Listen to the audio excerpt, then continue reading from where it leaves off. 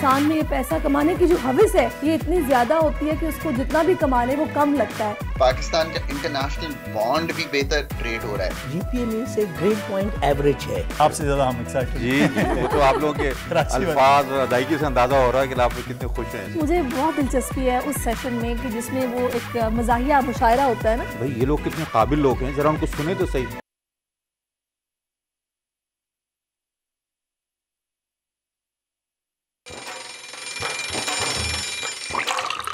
आजकल जिंदगी ही सुबह आउट ऑफ कंट्रोल है, दुनिया बोल है, मेरी दुनिया बोल है।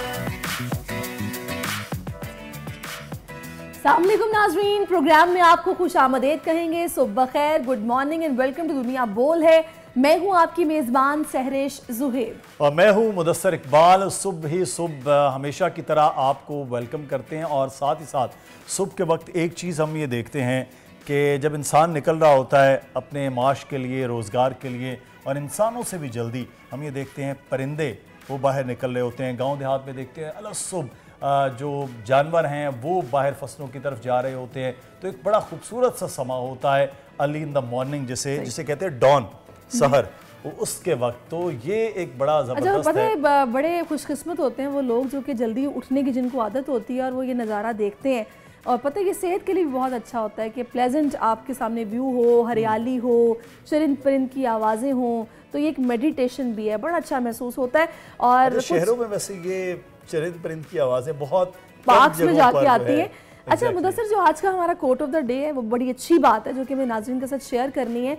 इस दुनिया में कमोबेश 18,000 से ज़ायद जानदार हैं, मगर इंसान ही है जो कि सिर्फ पैसा कमाता है। और बाज़-औक़ात हम ये देखते हैं कि इंसान में ये पैसा कमाने की जो हविस है ये इतनी ज़्यादा होती है कि उसको जितना भी कमा ले वो कम लगता है। लेकिन इस सूरत हाल में वो जिनकी मैंने बात की 18,000 कमोबेश जानदार जो कि जानवर भी हैं, जिनमें और जानवर हैं, चरिंद परिंद हैं, हशरात, ये वो जानदार कमाने की फिक्र नहीं है, कमाने की फिक्र नहीं है, लेकिन भूखे नहीं रहते। अल्लाह ताला इनका पेट भरता है। लेकिन जैसे मैं कहना यहाँ पर ये चाहती हूँ कि हमें, क्योंकि हम तो किसी से लड़ भिड़ कर भी जनाब अपना हक लेने की कोशिश करते हैं, मेहनत करते हैं और जनाब अपना रोज़गार कमाते हैं। अगर हम इनका ख्याल नहीं रखेंगे तो इनका ख्याल कौन रखेगा? अल्लाह ताला ने अगर हमें दिया है तो हमें चाहिए कि हम इनका भी ख्याल रखें। मखलूक है अल्लाह ताला की। नहीं, लेकिन ये है कि ख्याल रखने वाली एक ही ज़ात है और वो अल्लाह ताला की है। बिल्कुल है। कोट ऑफ द डे की जो पंच लाइन है वो यही है कि हमें हवस होती है, उनको नहीं होती, उनको हवस नहीं होती। लेकिन हमें चाहिए कि हम उनका भी साथ में ख्याल रखें। ये नहीं, अक्सर होता है ना कि गली में अगर आपको भूखा कुत्ता भी नजर आ रहा होता है तो आप सोचते हो कि नहीं यार इसको कुछ ना कुछ देना चाहिए। तो ये एहसास आपके दिल में लाजमी होना चाहिए, इसका अजर अल्लाह ताला देता है। और कहते हैं कि बेजुबान होते हैं लेकिन दुआ लग सकती है जो दिल से में भी निकलती होगी जब कोई जानवर से निकलती है वो असर रखती है। तो बड़ी खबर की जानिब अब बढ़ते हैं। बड़ी खबर में आज हम बहुत सी खबरें शामिल करते हैं, तो बड़ी खबर की बात करते हैं।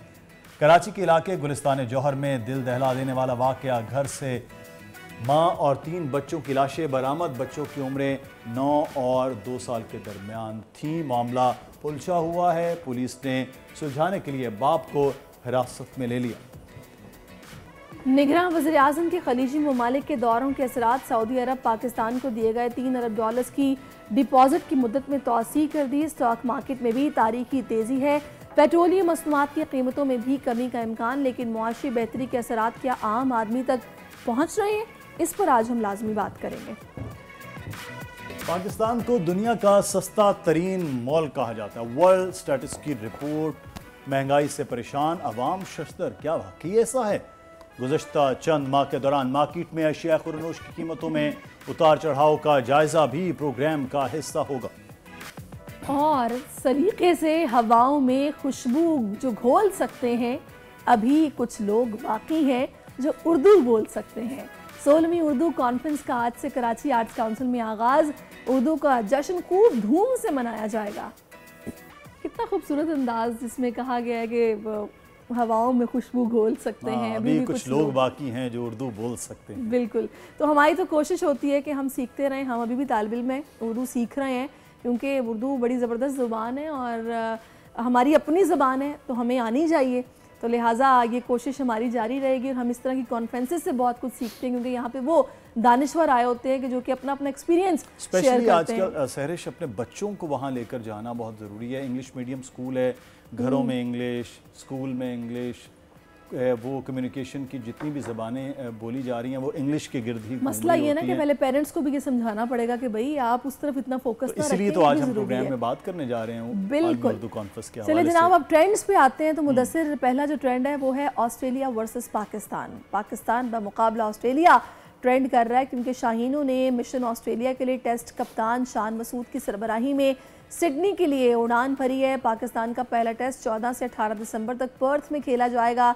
दूसरा टेस्ट 26 से 30 दिसंबर तक मेलबर्न में होगा और सिडनी में 3 से 7 जनवरी तक तीसरे और आखिरी टेस्ट की मेज़बानी होगी। और इस ट्रेंड में सारिफीन कौमी टीम के लिए नए ख्वाहिशात का इजहार कर रहे हैं। पाकिस्तान टीम की जीत के लिए पुरअज़्म है और हज़ारों सारिफीन ने ट्वीट्स किए हैं। तो अब देखते हैं शान मसूद का कि पहला टेस्ट उनका भी है as a captain. As a captain वो जा रहे हैं। लेकिन ऑस्ट्रेलिया की आपको पता है एक बात बड़ी ज़बरदस्त है, जब पूरी दुनिया में ठंड हो रही होती है वहाँ गर्मी होती है, न्यूजीलैंड में गर्मी हो रही होती है, तो वहाँ गर्म मौसम में जाकर ये खेलना ये भी एक बड़ा ज़बरदस्त एक्सपीरियंस होगा कि यहाँ से जर्सी और जैकेट में बैठेंगे और वहाँ टी शर्ट्स में उतरेंगे। बिल्कुल जनाब, वाकई नजर आएगा। अच्छा जनाब, दूसरा ट्रेंड भी क्रिकेट से मुताल्लिक किया है और माई PSL और PSL के भी सोशल मीडिया पर इस वक्त चर्चे हैं।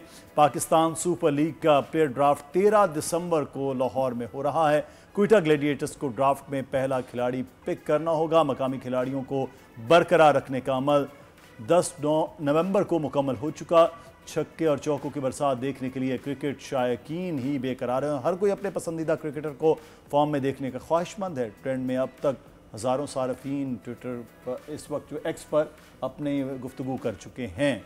अच्छा, वैसे आप कितने एक्साइटेड हैं PSL को लेके? मैचेस देखते हैं PSL के? ज़ाहिर है अपना इवेंट है। मैं PSL का अगर मैच देख नहीं रहा तो मेरे गाड़ी में रेडियो चल रहा होता है, एक मखसूस रेडियो जो तमाम तर PSL के मैचेस भी, टूर्नामेंट के मैचेस वो सुना रहा होता है। तो मेरी ख्वाहिश होती है कि मैं रात को आ जाऊं, फिर वो 18 मिनट के हाइलाइट्स भी देख लेता हूं रात में।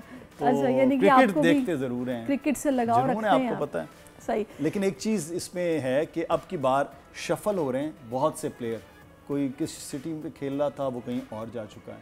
अच्छा, मुझे ऐसा लगता है कि ज़्यादा मज़ा आता होगा इस तरह। ज़ाहिर है अगर एक ही प्लेयर एक ही टीम में वैसे ही रहे तो जाहिर है उस तरह से हमें पता होता है कि इनकी परफॉर्मेंस कैसी थी, अब देखो क्या करते हैं। लेकिन जो शफलिंग है ना वो ज़्यादा उसमें इंटरेस्ट पैदा होता है। अच्छा, अभी जो हमने बात करनी है वो करनी है इस्लामाबाद हाई कोर्ट ने एवन फील्ड रेफरेंस में नवाज शरीफ की सज़ा को कलअदम करार देकर उन्हें बरी कर दिया है। तो ये बड़ा एक खुशाइंद, जिसे कहते हैं ना कि मुस्लिम लीग नून के लिए एक ये पेशरफ्त है, क्योंकि उनको ज़ाहिर है अदालती मामलात मियाँ साहब की वापसी के बाद से वो लोग उस पर नज़र रखे हुए थे, अपीलें, और उसके बाद ये समातें हो रही हैं। और अभी नवाज शरीफ ने एवन फील्ड और अजीज़िया केस में सज़ा ख़त्म करने की अपील भी की थी, जिस पर ये अच्छी खबर उनको मिली। और उनके जो नून लीगी रहनुमा हैं वो ये कह रहे हैं कि जी 2017 का ये केस था तो हमें कुछ जल्दी इंसाफ नहीं मिला, इंसाफ होते होते 7 साल लग गए हैं। तो लिहाजा ऐसा नहीं होना चाहिए कि इतना डिले में मामलात जाएं, ये जल्दी अदालती मामलात हल होने चाहिए और होना भी मुदस्सिर ऐसा ही चाहिए। बिल्कुल, ये अदालती मामलात को हल होना चाहिए, लेकिन नैब का इसमें जो किरदार रहा है वो खासा मुख्तलिफ रहा है। जिस तरह से जजेस साहबान ने रिमार्क्स दिए हैं उस पर अब नैब पर यह बड़ा सवाल होता है कि उस वक्त एक JIT बनाई गई, नैब ने पूरी तहकीकात की और उसके बाद आज नवाज शरीफ वो बरी हो गए। तो फिर पहले जो कुछ अदालतों में पेश किया जाता रहा, जो कुछ केस का बनाया गया है उसके बिल्कुल बरक्स है। तो ये अच्छा, पता है मुदस्सिर, इस हवाले से हमने पिछले अदवार में देखा है कि कहते भी रहे लीगी रहनुमा के नैब का इदारा जी ख़त्म हो जाना चाहिए, कोई केस के साबित नहीं कर पाए हैं। खैर ये इसमें कोई शक नहीं है कि अब जब ये सज़ा भी कलअदम हो गई है और मियाँ साहब बरी भी हो गए हैं तो वो साल जो कि उन्होंने बाहर गुजारे या इन केसेस को फेस किया है वो ज़ाहिर है वो वक्त तो फिर अब वापस नहीं लाया जा सकता ना, वो तो गुजर गया है। लेकिन अच्छी बात यह है कि अभी मियाँ साहब की आमद के बाद अशारिये जो हैं वो बड़े अच्छे नजर आ रहे हैं। तो स्टॉक मार्केट में मियाँ साहब की आमद से ज्यादा इस वक्त मौजूदा हुकूमत और आर्मी चीफ की कोशिश बिल्कुल उनकी भी है और खुशखबरी दे रही हैं अब आप। बिल्कुल जनाब, पेट्रोलियम मसनूआत की कीमतों में 7.5 रुपए तक कमी का इम्कान बताया गया है। तो पेट्रोल जिन्होंने नहीं डलवाया ना थोड़ा सब्र कर लें, कल डलवा लीजिएगा क्योंकि इसमें तकरीबन 7 रुपए कमी होने जा रही है। मिट्टी का तेल 2 रुपए 82 पैसे, लाइट स्पीड डीजल जो है वो तकरीबन 4 रुपये के करीब सस्ता होने का इम्कान है और वज़ीर-ए-आज़म की मंजूरी के बाद कीमतों का ऐलान आज किया जाएगा। और अगर बात की जाए मुआशी बेहतरी के असरात की, तो क्या ये आम आदमी तक पहुँच रहे हैं, इसी पर हमने बात करनी है, क्योंकि बहुत सारे फैक्टर्स हैं। कुछ लोग ताजिर बरादरी मियाँ साहब से उम्मीदें लगा के बैठी है, फिर आपको पता है आर्मी चीफ की काविशें जो कि बेमिसाल हैं, कमाल हैं, वो भी सबके सामने है। फिर बहुत सारे चेंजेस आए, स्मगलिंग की रोकथाम, डॉलर को किस तरह से इन्होंने ब्रेक लगाया है, उसके अलावा SIFC का क़याम, बहुत कुछ है। तो खैर इन सब के जो असरात हैं वो बर वक्त तमाम तक पहुंच पाएंगे, इस पर मुदस्सिर हमने बात करनी। बिल्कुल, खाकान नजीब साहब इस वक्त हमारे साथ मौजूद हैं, उनको वेलकम करते हैं। खाकान साहब बहुत शुक्रिया आपके वक्त का। जब भी हम बात करते हैं कि डॉलर रुक गया है, पेट्रोलियम मसनूआत की कीमतें कम हुई हैं, मुआशी बेहतरी हुई है, ये जब गुफ्तगू होती है आम आदमी तक इसके असरात पहुंच रहे हैं? इसको इस नजरिए से देखिए कि अगर आपने ये सब काम ना किए होते, IMF में ना गए होते, आपने smuggling, hoarding, Afghan transit trade, dedollarization, ये स्टेप्स ना लिए होते, एस्टैब्लिशमेंट ने एनफोर्समेंट मेजर्स ना लिए होते, तो रुपए की कदर में अगर बेकदरी होती, तो अभी जैसे ये कह रही थी कि आपको शायद उम्मीद है कि पेट्रोल की कीमत या पेट्रोलियम प्रोडक्ट्स की कीमत में कमी दिखाई देगी। ये on top of the 48 rupees है जिसमें पेट्रोल की कीमत पिछले 1-1.5 माह में कम हुई है। आपने जो डाउनवर्ड स्लाइड है ऑफ रुपी, आपने जो डाउनवर्ड स्लाइड है ऑफ इकोनॉमी, उसको रोकने की कोशिश की है। IMF की एडजस्टमेंट्स हुई, एडमिनिस्ट्रेटिव इन्फोर्समेंट हुई, इन दोनों चीज़ों को जब आप पुट टुगेदर करते हैं तो आपका कुछ मालियाती खसारा संभला, कुछ आपकी इन्फ्लेशन संभलना शुरू हुई है, उसकी वजह इंपोर्टेड इन्फ्लेशन का भी कम होना है। कुछ आप अगर मालियाती खसारे को और संभालेंगे तो इन्फ्लेशन और संभलेगी। प्लस अगर रुपए की कदर जो है वो ऑर्गेनिकली अगर थोड़ा स्टेबल हो कि डॉलर्स आ रहे हों पाकिस्तान में, तो इससे भी जो हमारी इंपोर्टेड अशिया है वो उतनी महंगी नहीं होती। प्लस आपकी थोड़ी सी लार्ज स्केल मैन्युफैक्चरिंग जो है उसने थोड़ा सा टर्न अराउंड दिखाया है पहले क्वार्टर में। एग्रीकल्चर में तो बड़ा क्लियर सा टर्न अराउंड है, 5% की ग्रोथ है एग्रीकल्चर में क्वार्टर ऑन क्वार्टर। अगर मैं देखूं ये जो सितंबर 30 का क्वार्टर है, ये सब वो अवामिल हैं जिन्होंने स्टॉक मार्केट में भी एक यूफोरिया क्रिएट किया है। पाकिस्तान का इंटरनेशनल बॉन्ड भी बेहतर ट्रेड हो रहा है। पर मैं फिर कहूंगा कि कुछ लोग ये बात भी करें, क्योंकि जाहिर है ये मामला ज़्यादा बेहतर आप ही समझा सकते हैं, ये नंबर गेम एक आम आदमी नहीं समझता। कुछ लोग कह रहे हैं जी IMF की तरफ से पैसा आना है, उनकी तरफ से मामला अब सेटल हो गए हैं, यही वजह है कि अभी हमारी स्टॉक में भी हमें बेहतरी दिखाई दे रही है। उसके अलावा मुझे ये जानने की बड़ी वो आपसे है क्यूरियोसिटी भी कि भाई ये परमानेंटली ये चीज़ें ऐसे ही चलती रहेंगी या फिर ये वक्ती तौर पर हम ये देख रहे हैं, क्योंकि आपको पता है आगे इलेक्शंस भी आ रहे हैं, तो एक कोशिश भी होती है कि चीज़ों को बेहतरी की तरफ ही लेकर जाया जाए। तो बहुत गुड क्वेश्चंस। पहले क्वेश्चन का जवाब ये है कि $700 मिलियन IMF से आना है, $1.5 अरब बाकी मल्टीलैटरल्स वर्ल्ड बैंक, ADB से आना है। ये दोनों रकूम जो हैं बहुत ज़रूरी हैं पाकिस्तान के लिए। 7.5 ज़र मुबादला के ज़खायर हैं, ये नाकाफ़ी हैं पाकिस्तान के लिए, क्योंकि पाकिस्तान की जो भी इम्पोर्ट है वो 10 करीब है। सो इनको बिल्ड करने के लिए ये रकूम लेना ज़रूरी है। एक अच्छी खबर कल ही मैं देख रहा था कि जो सऊदी फंड है जो हमें $3 अरब KSA ने हमें हमारे पास रखा हुआ है, and it's kind of them कि उन्होंने ये डिपॉजिट रोल ओवर कर दिया है। सो $3 अरब हमें इस साल वापस नहीं करना पड़ेगा, बल्कि वो अगले साल पे चला जाएगा। सो ये 3 रकूम की आज हमने बात कर ली। ये उस 25 साल जमा करने हैं through reprofiling, refinancing, new borrowing, ये सारा कुछ होना है। तो पाकिस्तान को तकवीयत मिलनी है एक्सटर्नल फंड फ्लोज की। तो पहली ये बात है, इस पे बहुत सी मेहनत करने की ज़रूरत है।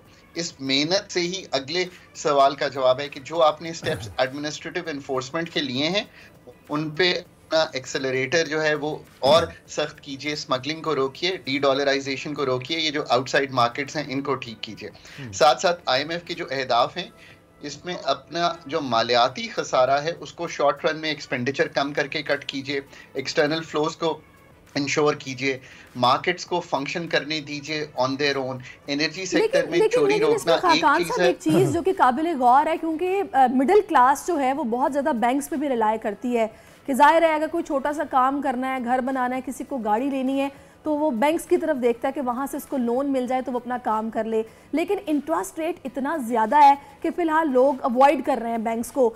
ये महंगाई ठीक है कम हो रही है, ये चीज़ें बेहतरी की तरफ जा रही हैं, जब तक इंटरेस्ट रेट कम नहीं होगा तब तक मुझे नहीं लगता कि अगर कहा जाए ना कि अच्छा खासा रिलीफ मिल गया है, आई डोंट थिंक सो कि तब तक कहा जाएगा। वो कब होगा? ये बात भी आपकी दुरुस्त है, बिजनेसेस तब बोरो करते हैं इन अ लो रेट एनवायरनमेंट, क्योंकि ऑब्वियसली उनको कॉस्ट ऑफ कैपिटल जो है वो कम पड़ती है। आपकी बात दुरुस्त है। और अगर आपने और मैंने घर बनाना हो तो हम भी यही उम्मीद करेंगे कि हमें 15 या 20 साल की टेनर पे एक ऐसा कर्जा मिले जो कि कम रेट्स पे हो। इसमें दूसरी तरफ यह है कि इस वक्त सेविंग्स जो है वो बेहतर है। अगर आप 1 लाख रुपया बैंक में रखेंगी तो आपको 1 साल में 20,000 के करीब रकम मिलेगी, अगर 15% मैं टैक्स काट भी दूं जो कि फुल एंड फाइनल टैक्सेशन है। इसको अगर इस निगाह से आप देखें तो इसकी 2 साइड्स ऑफ द कॉइन है, पर इंटरेस्ट रेट तब कम होगा जब इन्फ्लेशन वो जिसमें हम ये एनर्जी वगैरह निकाल दें जो कि बड़े फास्ट मूविंग प्राइसेस की चीज़ें हैं, और जो हमारी कोर इन्फ्लेशन है, ओवरऑल भी इन्फ्लेशन जो है वो कम होने की तरफ जाएगी। उम्मीद ये की जा रही है कि अगले 3 से 4 माह में ये ट्रेंड जो है वो ज़रूर शुरू हो जाएगा। मेरा ख्याल है फर्स्ट क्वार्टर जब हम अगले साल का ख़त्म कर रहे होंगे तो जो पॉलिसी रेट है उसमें आपको एक डाउनवर्ड ट्रेंड जो है वो दिखाई देगा। अब लेट्स होप कि तेल की कीमत जो है वो इस वक्त $80-82 है ब्रेंट की, ये यहीं कहीं रहे और कोई बहुत तब्दीली ना आए। पर ये भी याद रखिए कि दुनिया भर में इंटरेस्ट रेट जो है वो बढ़े हुए हैं। 5.25% इस वक्त यूएस फेडरल फंड्स रेट है, ये 0 हुआ करता था अगर आज से साल डेढ़ पहले आप चले जाएं। इसमें भी अब कमी जो है मैं सेकंड क्वार्टर या थर्ड क्वार्टर नेक्स्ट ईयर में समझता हूँ आना शुरू हो जाएगी। So world will start moving into a lower inflationary trend next year. Pakistan भी आई थिंक इसमें खाकान साहब एक ये तो चीज़ें हैं कि जो हो रही हैं, लेकिन ये मुस्तकिल हल की जानिब नहीं है कि हम IMF से लोन लें और चीज़ें चल रहे हैं। टैक्स टू GDP देखते हैं हम कहाँ खड़े हैं, किस जगह पर स्टैंड कर रहे हैं। वो कौन से ऐसे स्टेप्स हैं जो ये करके हम कम अज़ कम इन प्रोग्राम से दूसरों पर रिलाय करने से वो निकल पाएँ इन लॉन्ग टर्म? क्या ऐसा प्लान हो रहा है और क्या कर सकते हैं? आपने बड़ी ही मेरे दिल की बात जो है वो सामने इसलिए रख दी कि मैं अभी कुछ दिन से एक पर्चा लिख रहा हूँ और उसका टाइटल ही ये है, Pakistan transitioning out of IMF, कि वो ऐसे क्या इक़दाम हैं जो पाकिस्तान करे कि वो मुस्तकिल बुनियादों पर ये 23 प्रोग्राम जो हम वी बीन इनटू 23 प्रोग्राम्स, कि जो 24th प्रोग्राम हो वो पाकिस्तान का आखिरी प्रोग्राम हो। और ये कोई स्लोगन की तरह ना मैं गुफ्तगू कर रहा। देखिए, इसमें तो पहले ये तय करना पड़ेगा कि आपको अपनी सकत बनानी पड़ेगी अपने मुल्क को ठीक करने के लिए। हमने अपनी सकत को आउटसोर्स किया हुआ है, IMF को, मल्टीलैटरल्स को, कंसल्टेंट्स को। हम खुद कोई काम नहीं करते। हमारी लार्जली जो इस वक्त पॉलिसी मेकिंग है वो आउटसोर्स्ड है। नंबर 1 चीज़ ये है कि आपको प्रोफेशनल्स हायर करके हर इम्पॉर्टेंट एरिया में, फाइनेंस में, प्राइवेटाइजेशन में, एनर्जी में, इन सब इकोनॉमिक एरियाज में लाने पड़ेंगे। आई डोंट थिंक हम ये करने को तैयार हैं। ये मैं दुख से कहता हूँ, जब ये बात मैं कहता हूँ, मैं बहुत दुख से कहता हूँ कि ये बात इसी तरह से है और इसी तरह हम एक सेटअप चला रहे हैं जिसमें हम ये बिलीव ही नहीं करते।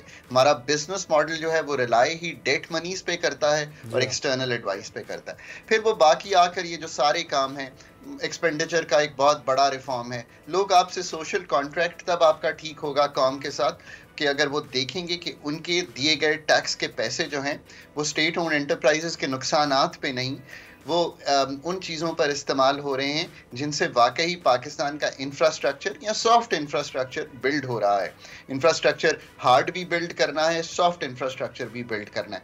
अगर वो ये देखेंगे कि टैक्स के निज़ाम में लीकेजेस हैं पर इतनी नहीं है कि हम दुनिया से कम्पीट ना कर सकें ऑन दी टैक्स स्ट्रक्चर जो पाकिस्तान के, अगर वो ये देखेंगे कि एनर्जी सेक्टर को प्राइवेटाइज किया गया, अच्छे भाव प्राइवेटाइज किया गया, तो ये चीजें जो है अगर हम कर पाए। खाकान साहब, वही बात है कि इन सब चीज़ों के लिए ना विलिंगनेस और सीरियसनेस की ज़रूरत है। अल्लाह करे कि ये भी हमें नज़र आए और हम इस तरफ काम कुछ तो शुरू करें, नज़र तो आए कि भाई ये फर्स्ट स्टेप लिया गया है, खैर कुछ किया भी जा रहा है। बहुत शुक्रिया आपका, आपने अपना कीमती वक्त हमें दिया और ये ज़बरदस्त तरीके से आपने हमें चीज़ें समझाई हैं।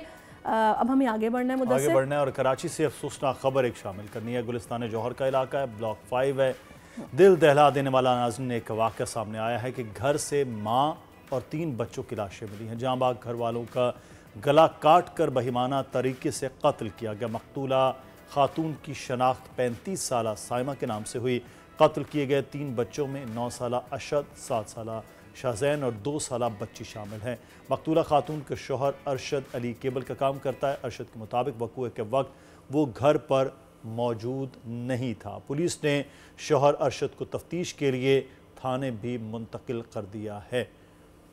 मकतूलीन के चचा इमदाद अली ने मीडिया से बात भी की है और नाजरीन रात 12:30 बजे उन्होंने बताया कि जी मैं घर आया, उसने मुझे बुलाया, भाई के घर पहुंचा तो घर में लाशें पड़ी थीं। तो ये मामला इतना सीधा नहीं है जिस तरह ये इस मकतूला का शौहर या फिर ये चचा इनके बता रहे हैं कि जी इतने लाइल्म थे कि इन्हें पता ही नहीं चला कि घर पे हुआ क्या, बस जब आए तो ये सब कुछ था। नदीम खान हमारे नुमाइंदे इस वक्त हमें ज्वाइन कर चुके हैं। अब तक क्या हक़ाइक़ सामने आए हैं, क्या पेशरफ्त हुई है इस मामले में, उनसे जानते हैं। नदीम बताइएगा पुलिस क्या बता रही है? जी हाँ, पुलिस हुकाम का कहना है कि गुज़िश्ता शब गुलिस्तान जौहर ब्लॉक 5 शेर मोहम्मद गोल्ड में वाक़े एक रिहायशी मकान के अंदर 4 लाशें पाई गईं, जिसके अंदर माँ, उसके 2 बेटे और एक कमसिन बेटी शामिल है। पुलिस हुकाम का कहना है कि वाक़या कुछ इस तरह से है कि एक इलाके में केबल चलाने वाला अरशद अली नामी शख्स जो कि अपने घर पर मौजूद नहीं था, हम जो उसकी जानिब से अब तक के पुलिस को बयान दिया गया है कि अरशद खुद इस दौरान जो है वो अपने घर पर मौजूद नहीं था, मगर 12:30 बजे जब वो रात गए अपने घर पर पहुंचा है तो उसने अपने घर में अपनी बीवी और 3 बच्चों को जो है वो मुर्दा हालत में पाया है। हम इन 4 लाशों को रात गए जिन्हें अस्पताल मुंतकिल किया गया था, यहाँ 4 लाशों का पोस्टमार्टम कार्रवाई मुकम्मल की गई। साथ ही साथ अरशद अली को पुलिस ने हिरासत में ले लिया था। ताहाल अरशद अली पुलिस के पास ज़ेर तहवील है। पुलिस हुकाम का कहना है कि अरशद से वाक़े के हवाले से मजीद तफ्तीश का सिलसिला जारी है। नदीम, कुछ इस बारे में इल्म हुआ कि कोई घर में कोई झगड़ा या कोई ऐसे मामलात नहीं थे या कि ख़ानदान की अपनी कोई दुश्मनी या कोई ऐसी चीज़ हो? अब तक की इब्तदाई तफ्तीश में, तहकीक में कुछ चीज़ सामने आई है ऐसी? ये भी बताएगा अहले इलाका क्या बता रहे हैं? जी, इस तरह की कोई शवाहिद तो ताहाल सामने नहीं आया कि उनकी कोई दुश्मनी का कोई सिलसिला हो। ताहम अरशद के बारे में जो है वो शकूक व शुबात जाहिर किए जा रहे हैं, चूँकि पुलिस हुकाम की जानिब से पुलिस हुकाम का ये कहना है कि अरशद अली खुद जो है वो नशे का आदी शख्स है। तो मुमकिन तौर के ऊपर अरशद अली ने किसी नाचाकी के तहत ये इंतहाई कदम उठाया। ताहम इस हवाले से तफ्तीश का सिलसिला ताहाल जारी है। जी, तो सिर्फ अरशद के अलावा किसी और को तो गिरफ्तार नहीं किया गया है, सिर्फ उसे ही पुलिस ने तहवील में लिया? जी, अब तक चूंकि वाक़े हुए चंद घंटे गुजरे हैं, इस हवाले से इब्तदाई तौर के ऊपर जो सबसे ज्यादा शकूक व शुबात जाहिर की जा रहे थे वो अरशद के हवाले से ही जाहिर की जा रहे थे। अच्छा, वैसे जब रात में ये वाक़या पेश आया है नदीम, तो कोई शोर शराबा, कोई अहले इलाका से बात हुई है? उन्होंने कुछ सुना हो कि घर से शोर की आवाज़ें आ रही? जी, अहले इलाका और इलाका मकीनों की जानिब से तो पुलिस को दिए गए बयानात में ऐसी कोई किसी किस्म के शवाहिद सामने नहीं आए कि जो इस मुतासरा फैमिली के अफराद हैं उनकी जानिब से कोई शोर शराबा किया गया हो या किसी ऐसे गैर मुतल्लिका शख्स कोई जो है वो घर में ज़बरदस्ती दाखिल हुए और उसके बाद निकल कर फरार हुए हों। ताहम इस हवाले से पुलिस जो है वो शवाहिद इकट्ठे करी है और पुलिस जो है वो इलाके में आवेदा CCTV कैमरों की फुटेज भी हासिल करने की कोशिश कर रही है। शुक्रिया। नदीम खान हमारे साथ मौजूद थे हमारे। और अब आमतौर पर मुदस्सिर ऐसे होता है कि कोई ऐसी नशावर चीज़ पिलाकर इस तरह का बेईमाना कत्ल किया जाता है, तभी अहले इलाका ने कोई आवाज़ नहीं सुनी, अदरवाइज कैसे मुमकिन है? तहकीकात में सैरिश क्या चीज़ें सामने आती है, लेकिन बहरहाल ये बड़ी अफसोसनाक इस वक्त ये वाक़या है कि मासूम बच्चे और उनकी माँ, 4 लाशें कराची शहर में इस तरह से मिल जाएं। ब्रेक लेते हैं ना, ब्रेक के बाद वापस आएंगे, फिर कुछ मज़ीद मौज़ूआत पे बात होगी। आजकल ज़िंदगी ही सुबह आउट ऑफ कंट्रोल है, दुनिया बोल है, दुनिया बोल है। जी, वेलकम बैक नाजरीन। और अब हमें कुछ बात करनी है क्रिकेट के हवाले से। पाकिस्तान और ऑस्ट्रेलिया के पहले टेस्ट के लिए पर्थ में जनाब अब हम ड्रॉप इन पिचेस का काम मुकम्मल हो गया है और 5 ड्रॉप इन पिचेस, वैसे मैं अगर ठीक बोल रही हूँ क्योंकि मुझे नहीं पता कि ये टर्म्स जो होती हैं ये पिचेस के हवाले से। ठीक है, ड्रॉप इन पिचेस आप ठीक कह रही हैं। वॉकर ग्राउंड वाली घास और मिट्टी का इस्तेमाल किया गया है पिचेस बनाने में। एक ड्रॉप इन पिच का वज़न 25 टन के करीब है और इसकी तनसीब में 2 दिन दरकार होते हैं। ड्रॉप इन पिचेस ऐसी पिचेस हैं जिन्हें खेले जाने वाले मैच के असली मकाम से दूर तैयार किया जाता है। मैच के आगाज़ के वक्त इसको मुंतकिल कर दिया जाता है। पाकिस्तान और ऑस्ट्रेलिया के दरमियान सीरीज़ का पहला टेस्ट 14 से 18 दिसंबर तक खेला जाएगा। अच्छा, वैसे मैंने मुझे आज पूरा ग्राउंड समझना है ये, मतलब ये ड्रॉप इन पिचेस, क्योंकि मेरे लिए मुझे नहीं पता। खैर इसी पर बात करने के लिए बॉल न्यूज़ के नुमाइंदे हैं। ग्राउंड्स भी ऐसे बनते हैं। हाँ। इसी तरह आपने देखा वो बिल्कुल बॉक्सेस में बने हुए ग्राउंड्स, तो वो भी उनकी भी तैयारी कुछ इससे मिलती जुलती है, लेकिन पिचेस की तैयारी थोड़ा ज्यादा टेक्निकल काम है। तो और वो भी ऑस्ट्रेलिया न्यूजीलैंड के पिचेस। अब्बास शबीर हमारे साथ जी। अब्बास, जरा पहले तो welcome to our show and thank you so much for your time. मुझे पहले ये बताइएगा, ये जो ड्रॉप इन पिचेस हैं, मैंने सीरियसली इससे पहले नहीं ये टर्म सुनी थी ड्रॉप इन की, स्पेशली पिचेस के हवाले से बताइएगा कैसी पिच होती है। मुदस्सिर बता रहे बड़ी टेक्निकल काम है ये पिच बनाना, ये वाली। वो तो ड्रॉप इन वैसे तो समझ आ रहा है, लेकिन पिच में कैसे इसे कहते हैं? जी अब्बास एक्सपर्ट हैं, आपको इतनी डिटेल से वो बता रहे हैं, फिर भी आप कह रही हैं मुझे समझ नहीं आ रही है। आपकी बात पे एतमाद ज्यादा है अब्बास। ऑस्ट्रेलिया में हमेशा नया होता है। देखें ना, ऑस्ट्रेलिया की जो मिट्टी है वो पूरी दुनिया के अंदर यूज होती है। पाकिस्तान के अंदर भी आपने कुछ अरसे पहले सुना होगा कि हमारी जो विकेट्स हैं वो ऑस्ट्रेलियन मिट्टी से बनी होती है। तो ये ड्रॉप इन पिचेस की वीडियोस आपने देखी है जो मैंने अपने बोल टीवी पे शेयर भी की हैं, जिसमें बड़ी तेजी से काम हो रहा है ड्रॉप इन पिचेस के ऊपर। ऑस्ट्रेलिया हमेशा से कुछ नया करता है जी। अच्छा, आप देखें कि बिल्कुल नया करता है और सरप्राइज देता है वो हमेशा से टीमों को। और अब पाकिस्तान के लिए भी बड़ा सरप्राइज होगा। यहाँ पर आपसे मेरी बात हुई थी प्रोग्राम में जब हम मार्बल स्लैब्स के ऊपर रावलपिंडी के अंदर प्रैक्टिस करवाई गई थी। तेज विकेट्स पर किस तरीके से खेलना है वो भी यहाँ पर ट्रेनिंग, लेकिन वहां पर असल इम्तिहान होगा पाकिस्तानी बैट्समैनों का। नहीं तो अब्बास, ये वाली जो ड्रॉप इन पिचेस होती हैं ये किसको फेवर करती हैं, बैटिंग को या बॉलिंग को? देखें, जो बैटिंग को फेवर करती है ये बॉलिंग को, लेकिन ऑस्ट्रेलिया में आपको इन विकेट्स के ऊपर, चाहे वो ड्रॉप इन पिचेस हों या जो ऑस्ट्रेलिया की अपनी मिट्टी की पिचेस हैं, बड़ी फास्ट विकेटें होती हैं वहां पर, और वहां पर बड़े कंट्रोल के साथ आपको खेलना पड़ता है। इट्स नॉट ए इजी कि आप ऑस्ट्रेलिया में जाकर कहें कि कोई भी बड़ा प्लेयर, आप देख लें कि पूरी दुनिया की जितनी क्रिकेटिंग नेशन कंट्रीज हैं, जब वो ऑस्ट्रेलिया जाती हैं तो एक बार घबराती जरूर है, क्योंकि अच्छा, आप जो थोड़ा डरा रहे हैं, तो मैं तो ये भी सोच रही हूँ कि शान मसूद का तो ये पहला टेस्ट है एक किस्म का एज अ कैप्टन, तो आप तो डरा भी रहे हैं साथ। देखिए, शान मसूद के साथ हेल्पिंग हैंड्स अब बहुत सारे हैं। पहले जो कोचिंग स्टाफ था वो किसी और तरीके से इनको ट्रेन करता था, टीम के खिलाड़ियों को मोराल कोई और था, लेकिन अब हफीज, उमर गुल, सईद अजमल, और आज अभी तो वो प्लेन में होंगे एमिरेट्स के और दुबई भी पहुंच गए होंगे। आगे उन्होंने सिडनी जाना है, वहां से फिर प्राइम मिनिस्टर 11 मैच है, फिर हमारे 3 टेस्ट हैं, फिर आगे न्यूजीलैंड की सीरीज है। तो डरना चाहिए, लेकिन शान मसूद जो है वो बड़ा कूल कैप्टन है और उसको सपोर्ट है टीम के सीनियर प्लेयर्स की, स्पेशली बाबर आजम की, सरफराज वहां पर हैं, तमाम सीनियर प्लेयर्स हैं टीम में, और साथ हफीज हैं, सईद अजमल है, उमर गुल है। तो अच्छा सपोर्ट है शान मसूद को, और उनके लिए बहुत बड़ा एक इम्तिहान भी है। ऑस्ट्रेलिया में आपने बस समझे कि उनको कुएं में डाल दिया है। बिल्कुल ही, ऑस्ट्रेलिया के लिए बड़ा एक पिचेस हमेशा अब्बास मुश्किल होती हैं, बाउंसी विकेट्स होती हैं, बॉल ऊपर चढ़कर आ रहा होता है। लेकिन अगर हम पाकिस्तान की टीम के हवाले से बात करें तो ये एक इम्तहान के साथ साथ इस वक्त पाकिस्तान का वो जो मोराल हुआ है वर्ल्ड कप के बाद, वो गैदर करके जाना और उसके बाद ये एक इम्तहान में कामयाब होना, ये भी बड़ा ज़रूरी है कि नई टीम है और यानी नए कैप्टन के साथ टीम है, उसको अपना परफॉर्म करके दिखाना, ये सबसे बड़ी बात है। क्योंकि पाकिस्तान में टेस्ट के हवाले से कहा जाता है एशियन पिचेस पर तो टेस्ट बेहतर खेल लेते हैं हम, लेकिन जब इंग्लैंड, न्यूजीलैंड, ऑस्ट्रेलिया की पिचेस आती है ग्रासी, वहाँ हम ठुस हो जाते हैं। मुदस्सिर भाई, ऑस्ट्रेलिया जो है वो हमेशा से मुश्किल होता है, लेकिन इस बार हमें एक एज ये है कि बाबर आजम बतौर कैप्टन नहीं जा रहे। जब वो एज अ कैप्टन जाते हैं तो उनके ऊपर एक प्रेशर होता है। जब वो एज अ इंडिविजुअल प्लेयर इस सीरीज के अंदर परफॉर्म करेंगे और उनकी जो परफॉर्मेंस है वो पाकिस्तान का बड़ा बैकबोन होगा और पाकिस्तान के लिए बड़ा प्लस पॉइंट होगा। तो बाबर आजम को मैं बड़ा की फैक्टर समझता हूँ।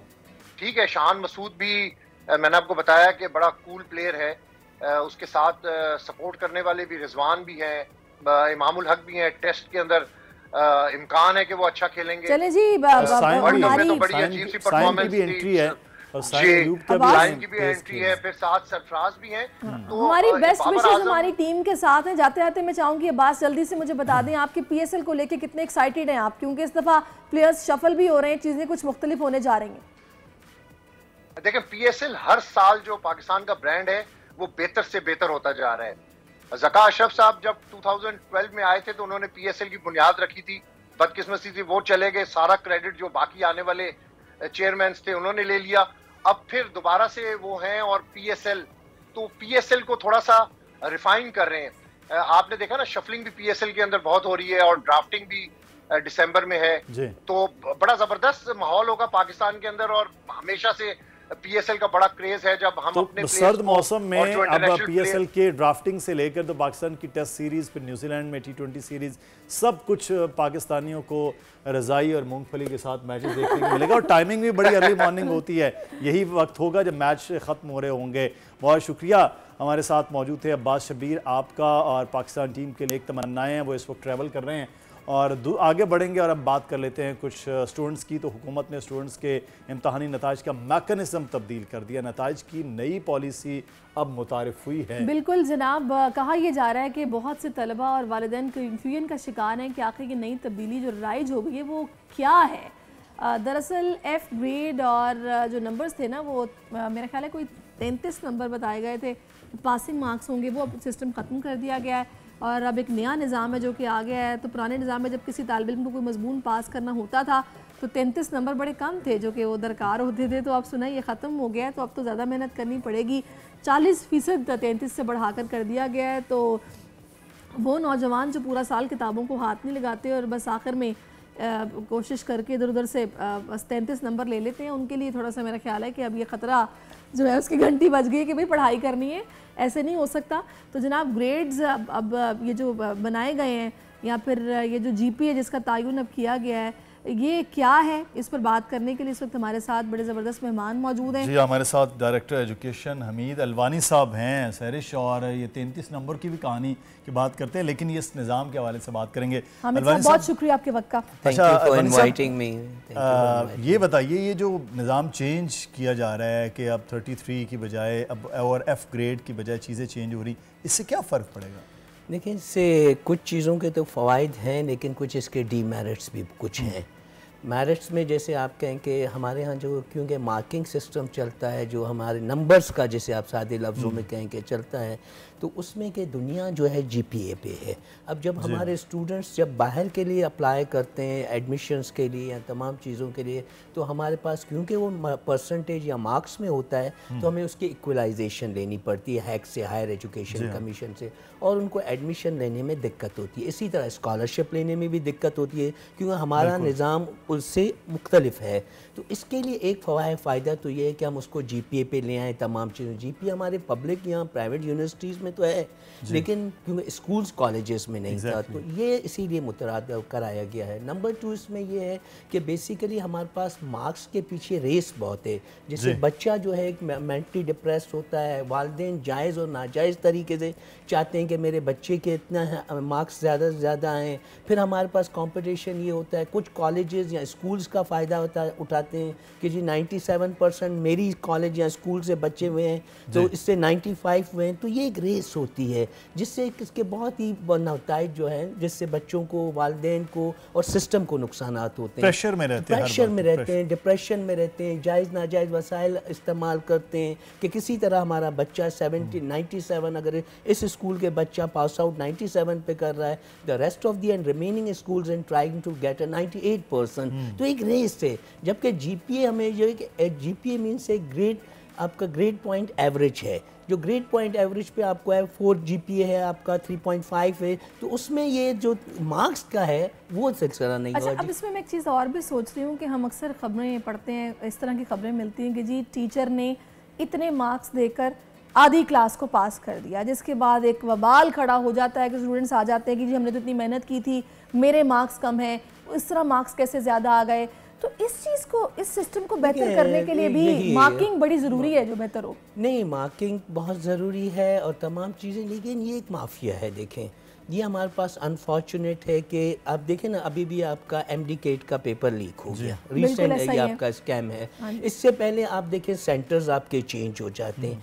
एक हम कॉन्सेप्ट होता है रॉन्ग सेंटर्स का। रॉन्ग सेंटर का सपोज कि आपका सर सैयद कॉलेज सेंटर है, लेकिन आपको बिठा दिया गुलशन में और आपकी कॉपी सर सैयद से गुलशन से सर सैयद पहुंच गई, गुलशन में आपको नकल कराई गई। ये तमाम ये एक और तरीका है कि पेपर आपका है, नाम स्लिप पे मेरा है, फ़ोटो किसी और का है। इसी तरह सेंटर अपनी मर्जी से लगाए जाते हैं। तो ये एक बहुत बड़ी माफिया है। कहने का मकसद ये था कि GPA वाला इनिशिएटिव बहुत अच्छा है आप लोगों का, जाहिर है इससे बच्चों को सहूलत होगी, लेकिन ये वाला सिस्टम है ना, जब पीछे ही शफाफियत नहीं है तो GPA तो फिर जो भी आएगा आ ही जाने। देखिए यही मैं इसके जो डीमेरिट्स की बात शुरू में किया कि आपका देखें इसके कुछ हद तक आप कह रहे हैं फ़ायदा है, क्योंकि दो मुख्तलिफ चीज़ें हैं। तालीमी निज़ाम उसको सिस्टम अलग है, एग्जामिनेशन बोर्ड और उसकी मिनिस्ट्री और सेक्रेटरी अलग है। अब तालीम का मिनिस्टर, अब ये दोनों, एक तो इनमें लैक ऑफ कम्युनिकेशन है, जो कम्युनिकेशन और आपस में इनका बहुत ज़्यादा क्लोज कोऑर्डिनेशन होना चाहिए, वो नहीं है। दूसरा ये है कि आप देखें ना कि हमारा बच्चा, अब मैं जैसे सपोज करें मेरा नेटिव टाउन बिलोंग्स फ्रॉम ठट्टा, अब क्या आप समझते हैं GPA आने से क्या ठट्टा के स्कूल में जो बच्चा पढ़ रहा है उसका कोई रोशन मुस्तकबिल हो जाएगा, वो कोई फल फूल जाएगा? नो, वही स्कूलों का इंफ्रास्ट्रक्चर रहेगा, वही हमारे टीचर्स के पढ़ाने का अंदाज रहेगा, वही कैरिकुलम और सिलेबस रहेगा, वही हमारा खदोखाल, यानी एक हमारा वही पुराना और फरसूदा ढांचा रहेगा। तो इसमें जो है ना, हमें ज़रूरत ये है कि निज़ाम की भी तब्दीली की जाए। सिर्फ हमारी ये कि सिर्फ निज़ाम को भी इसके साथ स्लोली ग्रेजुअली, क्योंकि अब ये एक इनिशिएटिव और एक अच्छी चीज़ है तो उसको हम इसके लिए अपोज नहीं करते हैं, लेकिन यकीनन जब भी आप कोई चीज़ इंप्लीमेंट करेंगे तो यकीनन शुरू में उसमें फ्लॉज होंगे, स्लोली ग्रेजुअली हम उसको अप करेंगे। तो ये बेसिकली कहते हैं कि निज़ाम की पूरी इस तब्दीली में सिर्फ ये एक कप उठा के हम तब्दील नहीं कर रहे, बाकी भी शफल करना ज़रूरी है। देखिए ना, उसमें ये है कि आपका यूनिसेफ कहता है कि 2,30,00,000 बच्चा जो मैं कहता हूँ पुराने सेंसस पे, अब 2.5 करोड़ से ज़्यादा बच्चे आउट ऑफ स्कूल है। आउट ऑफ स्कूल मीन्स कि ही और she doesn't see the school, doesn't meant to the school. इसके बाद हम अगर सिंध की बात करें, 65 से 70 लाख बच्चा हमारे स्कूल से बाहर है। और ड्रॉप आउट जिसको कहते हैं, जो हम एक क्लास में दाखिल का, क्लास 1 में, 2 में, 3 में, किसी भी रीज़न की वजह से, बहुत सारे इसके भी रीज़न है, तो स्कूल से बाहर हो गया, ड्रॉप आउट हो गया, वो प्राइमरी ड्रॉप आउट यानी 1 to 5, एक तो हमारा आउट ऑफ स्कूल है, प्राइमरी ड्रॉप आउट आपका 23% है। तो आप अब इनको भी छोड़ें, अब हम सिर्फ उन बच्चों को लें, ड्रॉप आउट को भी छोड़ें, आउट ऑफ स्कूल को भी, वो बच्चे जो हमारे पढ़ रहे हैं, आया उनको छत मुयस्सर है, साफ पानी मुयस्सर है, लेबोरेटरी ब्लॉक्स, बाथरूम्स हैं, फीमेल टीचर्स वहाँ अवेलेबल हैं। हम उस जगह पर रहते हैं जहाँ पर घोस्ट टीचर्स भी होते हैं। घोस्ट टीचर भी हैं। अब उसमें एक चीज़ और जो कि मैं चाहूँगी, इस पर आप थोड़ा सा अगर अपना मुझे पॉइंट ऑफ व्यू दीजिए। आप लोग ठीक है बाहर फैसिलिटेट करने के लिए कि जी यहाँ से जब डिग्री लेके जाएँ तो वहाँ भी प्रॉब्लम ना हो, तो आप लोगों ने GPA वाला सिस्टम का इनिशिएटिव लिया है। कंसेप्शनल स्टडीज़ का जो इनिशिएटिव है वो कब लिया जाएगा? इतने बैग हैं, इतनी किताबें हैं और एक बोझ है कि मैंने याद करना है। देखिए, मैंने आपने कहा ना कि हमें अपने कैरिकुलम में, सिलेबस में, तरीक़ेकार में, हमारे टीचर्स के रिफ्रेशर कोर्सेज होते हैं हमारे पास बहुत सारी इंस्टीट्यूट गवर्नमेंट लेवल पे, लेकिन मज़ीद उसमें रूम ऑफ इम्प्रूवमेंट है। कॉन्सेप्शनल आपने बहुत अच्छा है, कॉन्सेप्शनल हमारी स्टडीज़ होनी चाहिए। हम अभी तक फोकस सब्जेक्टिव पे हुए, रटाफिकेशन पर हैं, या ऑब्जेक्टिव की तरफ हम गए तो उसमें हमारा पेपर लीक आउट हो जाता है। अब देखिए ना, हर पेपर लीक आउट हो जाता है। पेपर लीक आउट का मामला सबसे ज़्यादा हमें सिंध में क्यों नज़र आता है एज़ कम्पेयर टू पंजाब? अगर हम बात करते हैं, पेपर लीक आउट हो रहा है, नकल माफिया आ रहा है, मोबाइल हो रहा है, तो आई वाज शॉक्ड कि ये इस तरह ज़्यादा इधर तालीमी इदारे में बहुत ज़्यादा है। और आप समझे कि मेरे ख्याल में कि दूसरे सूबों में भी इसके बहुत ज़्यादा है, ऐसा भी नहीं है कि सिंध सिर्फ है, लेकिन ये बहुत ज़्यादा है। उसकी एक इस मामले में हम बड़े ज़रखेज़ हैं सिंध में कि हमने बहुत इसमें जो आपने हमें 1 मिनट की सिर्फ वजाहत दूंगा कि जैसे कि आपने मेरा तारुफ कराया एज ए डायरेक्टर एजुकेशन, तो अच्छा इसमें पार्ट्स हैं कि boards and examination boards and universities are different thing. Primary education and literacy department is bit different thing. And कुछ projects ऐसे हैं जिसको वर्ल्ड बैंक और दूसरी उसको करता है। बेसिकली मैं उस वर्ल्ड बैंक के प्रोजेक्ट्स को as a director education and government के साथ कर रहा हूँ, लेकिन हम फिर उस पर आते हैं। यकीनन इसमें बहुत ज़्यादा हमारे यहाँ, एक तो देखें इसमें ये कि आपकी कॉपी, अगर एग्जामिनेशन स्टार्ट का टाइम 9 बजे है, हर हाल में कोशिश करके आधा घंटा आपने पहले कॉपी पहुँचानी है। अब गुलशन अदीद पे सेंटर है, फार फ्लंग एरिया है, बहुत दूर है। यहाँ आप वेस्ट की तरफ जाएं तो हमारा हब तक हमारा कराची लगता है दूर है। अब वो आधा घंटा पेपर, फिर स्टूडेंट को आपने ये लीनियंसी दी है कि 9 की जगह 9:15, 9:20 तक हम लीनियंट करते हैं कि वो आ सकता है, यानी वो पौना घंटा, यानी 45-50 मिनट में इसमें आपका पेपर लीक हो जाता है। आपने किया और वो जो व्हाट्सएप पे किया हमने वही ऑब्जेक्टिव सारे, जब मैं पौने घंटे में आया तो मैंने सारी होमवर्क अपना जो भी नकल का था। अच्छा, दूसरा ये है कि इसमें लेजिस्लेशन हमारे कॉपी कल्चर पे होनी चाहिए। कॉपी कल्चर में लेजिस्लेशन बराए नाम है जिसकी बदकिस्मती से इम्प्लीमेंटेशन नहीं है। इसमें आपका फोटोकॉपियर शामिल है, इसमें आपका गेट पे चौकीदार शामिल है, पुलिस वाला शामिल है, इवन जो सेंटर्स खरीदते हैं। देखें ना, ये पूरी माफिया। आप बोर्ड ऑफ आपको एक बारी बताऊँ, बोर्ड ऑफ इंटरमीडिएट कराची इस वक्त बगैर चेयरमैन, बगैर सेक्रेटरी, बगैर कंट्रोलर से के साथ चल रहा है। 1 हफ्ता 10 दिन हो गए हैं। आप बताएं, वहाँ कोई साइनिंग अथॉरिटी नहीं है। तो देखें, एक आपका एजुकेशन लीस्ट प्रायोरिटी है, फिर तो एजुकेशन भी और निजाम भी लीस्ट प्रायोरिटी। लेकिन वैसे एक नो टॉलरेंस इन एजुकेशन। ये इसको एक सिस्टम में नहीं होना चाहिए कि एजुकेशन एक तरफ है, एग्जामिनेशन अलग से पैरेलल एक बॉडी चल रही है। ये तो पूरी एक बॉडी। एग्जैक्टली मैंने वो जो शुरू में बात की कि लैक ऑफ कोऑर्डिनेशन है, लैक ऑफ कम्युनिकेशन है, उसको एक जो है domain under the umbrella of domain होना चाहिए। अब एग्जामिनेशन बोर्ड क्या कहता है जी, तालीमी निज़ाम जो भी चल रहा है हमने तो इम्तहान कराने। चलिए खैर, अफसोस मुझे इस बात का हो रहा है कि आज तक पता नहीं हमें कोई ऐसा पढ़ा लिखा बंदा ही नहीं मिला जो इन फ्लॉज को दूर करने के लिए कोई काम करे या कोई प्लान बना के दे। इसमें भी मैं कहूँगा कि देखें, इसमें सबसे पहले आपकी सिंसियरिटी है। अब जब हमारे पास पैशन नहीं होता, सिंसियरिटी नहीं होती, राइट प्लेस पे राइट पर्सन नहीं होता, हम एकेडमिक लोगों को इतना आने नहीं देते, ये पूरा एक सिस्टम है माफिया। जो अब देखो, वो सियासी आदमी चाहता है मेरा उसका भी बच्चे हैं, वो A++ लाए।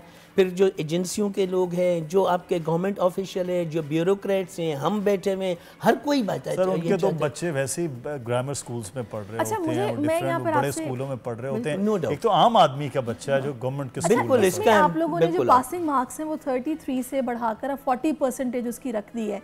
ये आप लोगों ने वैसे क्या सोचते हुए रखी है? और देखिए, मुझे इस पे being a part of the government होने का एक ये मैं शायद उसका कहीं वायलेशन कर रहा हूँ। जब 33 पे टीचिंग की हमने नौकरियाँ दी, ऑल्दो कि हमने थर्ड पार्टी के थ्रू दी, IBA के थ्रू, 60,000 टीचर्स इनमें भर्ती में, प्राइमरी और JEST junior elementary school teacher. उस टाइम भी जब हमारे पास वैक्यूम था तो हमने 33 पे दी। उस टाइम भी हमने यही बात की कि जी 33% का जो आदमी लेता है लीस्ट, यानी बॉटम लाइन पे रहे, वो आगे डिलीवर क्या करेगा।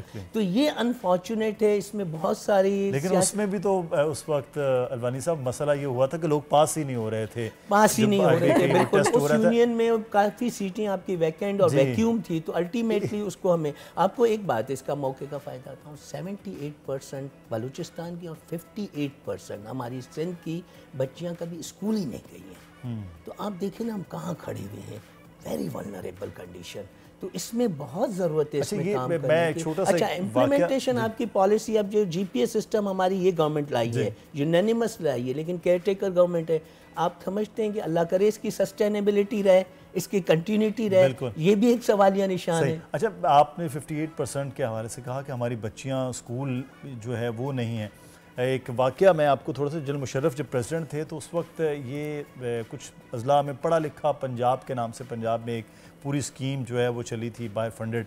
उस वक्त कुछ स्कूल्स को नाज़रीन बाकायदा ये तैयार किया गया कि वहाँ पर प्राइमरी स्कूल में जहाँ मेल टीचर्स थे, वहाँ फ़ीमेल के वो जो बच्चे हैं उनको भी वही पढ़ाएंगी।